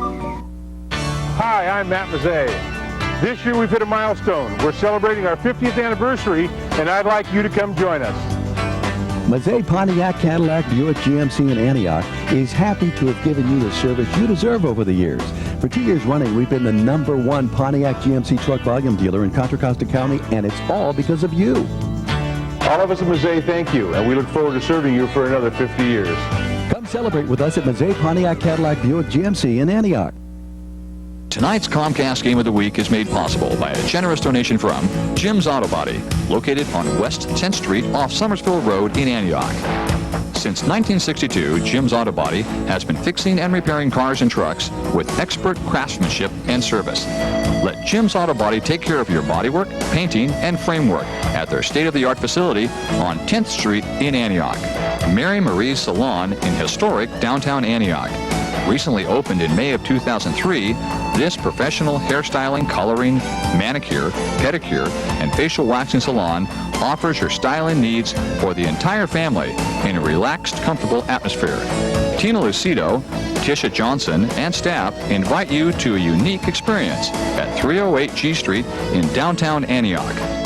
The dentistry offices of Lee Keller and Daniel Burke DDS. Lee Keller and Daniel Burke have been serving East County for years with a personal commitment to their clients in uncompromising dental care with an atmosphere of comfort and experience. With state-of-the-art sterilization technique and equipment, their staff of highly trained professionals will make your every visit one you'll look forward to in the future. That's Lee Keller and Daniel Burke DDS and staff in Antioch. Matchmaker's Restaurant in Antioch. For the last 8 years, Matchmaker's Restaurant has been serving great American, Italian, and Mexican food. Owner Jess Williamson and Chef Edward Godoy serve daily specials that are as tasty as they look. Meeting place of the 40s Plus Club on Friday morning, Matchmaker's Restaurant is great food. 913 West 10th Street near the Contra Costa County Fairgrounds in Antioch. The Quilting Queens at 720 West 2nd Street in downtown Antioch, specializing in quilt fabrics, notions, quilt surfaces, and glasses. Whether you're a beginner or advanced quilter, Alexandra and Bernie will give you and your quilt that personal touch. That's the Quilting Queens on West 2nd Street in historic downtown Antioch. No Name Pizza in Antioch. With the dough made fresh daily, No Name Pizza has great tasting pizza, perfect for the team party. They also feature Italian pastas, gourmet pizzas, all in a family atmosphere. With 21 beers on tap, let No Name Pizza be your hangout this season. A great place to watch the Comcast Game of the Week. That's No Name Pizza next to Lowe's in Antioch. Charter Funding Incorporated of Antioch. With great rates still available, let Charter Funding Incorporated assist in finding the right loan for you. As a mortgage broker, Charter Funding Incorporated works with many lenders to find the best program to fit your needs. Whether it's a rate reduction, cash out, new purchase, good or bad credit, let the professionals of Charter Funding Incorporated handle all your loan details. Call today at 776-1700. Brendan Theaters of Concord and Pittsburg, featuring 14 screens of movie magic. All theaters have Lucasfilm THX digital sound systems and stadium-style seating. Check out the Brendan Theater website for great savings ideas. Thanks again to all of our friends from the Comcast Game of the Week. Back at Clayton Valley High School, Steve, even though it wasn't a high-scoring game, it's one of the most exciting games we've ever seen here on Comcast. 13-7, Pittsburg in overtime. It counts as a win. Yep. So Pittsburg now, if they win out, and next week's game doesn't count as a league game because it's against De La Salle, if they beat Antioch in 2 weeks, they'll win their second consecutive BVL championship. Steve, we're going to take a look at some of the highlights from the second half. There was no score going into the third quarter, and here's the first touchdown of the ballgame. Real nice pass of Garth right there, and he makes a catch, and good job right there, and that put him up 7-0, and right there, that looked really big at the time. Nice flag pattern. Here's the most important play of the game probably, not only for Pittsburgh because it put them in scoring position, but they lost their quarterback here on this hit. You could see Sino just almost collapse right there as Johnson hit him. He's been taken to the hospital in an ambulance, but McNeil came in, handed off to Robinson, touchdown Pittsburgh. The extra point was good, and 7-7 as we went to overtime. Yep. And right here, here's another big play right here, Dan. And watch Crawley right here. He really sold it, and just really a nice pass right there, and that led to, well, you know what? It led to the end of the game, which is right here. A real nice pass. Crawley, what a great catch right there. And there's the touchdown. Crowley, one of our players of the game, along with Rashawn Harris. We're going to try to get a word with both of those gentlemen. Steve, there's the victorious Pittsburgh Pirates. You got to really feel for Clayton Valley. We've seen them 3 times now. They've played 3 great games, Steve. They've only given up in these games that we've done 27 points in 3 games, and they've won in 2 in them. It's just totally amazing, Dan. And, and not to switch subjects on you real quick or change the pace here, but we really got to say Richard McNeil. What a great job he did for coming in for Sino. He led these guys through that pass, perfect pass right there. So Richard McNeil, good job. You did an excellent job, and our thoughts are with Vince Sino, and our prayers are with him. Hope he recovers very quickly. But yeah, Dan, you know what the thing is, Dan? You know what the thing is? Is that I've never seen such a great defensive team lose 2 heartbreaking back-to-back games like these guys have just lost. How they get a rebound from this? I mean, they're fired up for both these games, and they just played their hearts out, and you can't say enough about that defense. And to come up short on both ends, with Antioch and Pitt, that's tough to swallow because they played good enough to win both games. They're not a team that doesn't have offensive weapons. Some teams are just like the Ravens a couple of those years where they'd hold teams to 3 or 6. All they needed was a touchdown or 10 points to win. Clayton Valley can move the ball. They've got great players. And Pittsburgh also, you've got to give credit, I think, and it sets up a great game if Antioch can win out the Antioch-Pittsburgh game in 2 weeks because both of these teams have really, really played great defense the nights we've seen them. I don't think we're going to get a post-game interview. Quickly, we're going to do the stats, and we got to get out of here. Pittsburgh, 242 yards of total offense, 139 for Clayton. Pittsburgh ran for 154, passed for 88. Clayton Valley only had 21 yards of rushing tonight, Steve, 118 passing. Penalty yards, though, Clayton Valley, a huge that's punting. Penalties, 3 for 40 for Pittsburgh, 6 for 64 for Clayton, 1 turnover for each team. Robinson, 91 yards and a touchdown tonight. Sino was 7-20 before he got hurt for 57 yards, probably his worst game.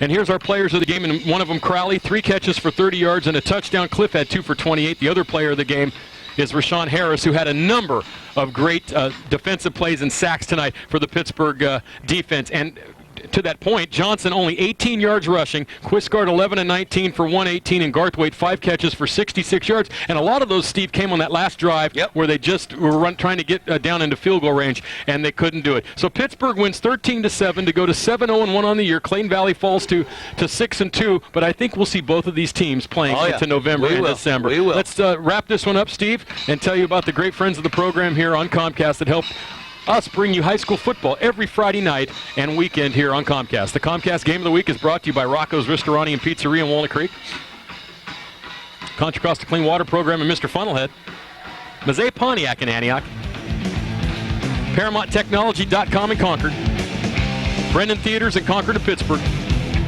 RSC Rental Service Corporation in Martinez, the Williams Company in Antioch, S&S Import Service in Antioch, Delta RC Raceway and Hobby Shop in Antioch, Mellows Heating and Air Conditioning in Oakley, Lone Tree Golf Course in Antioch, Battalia's Italian Food in Antioch, A&B Creative Trophies in Antioch.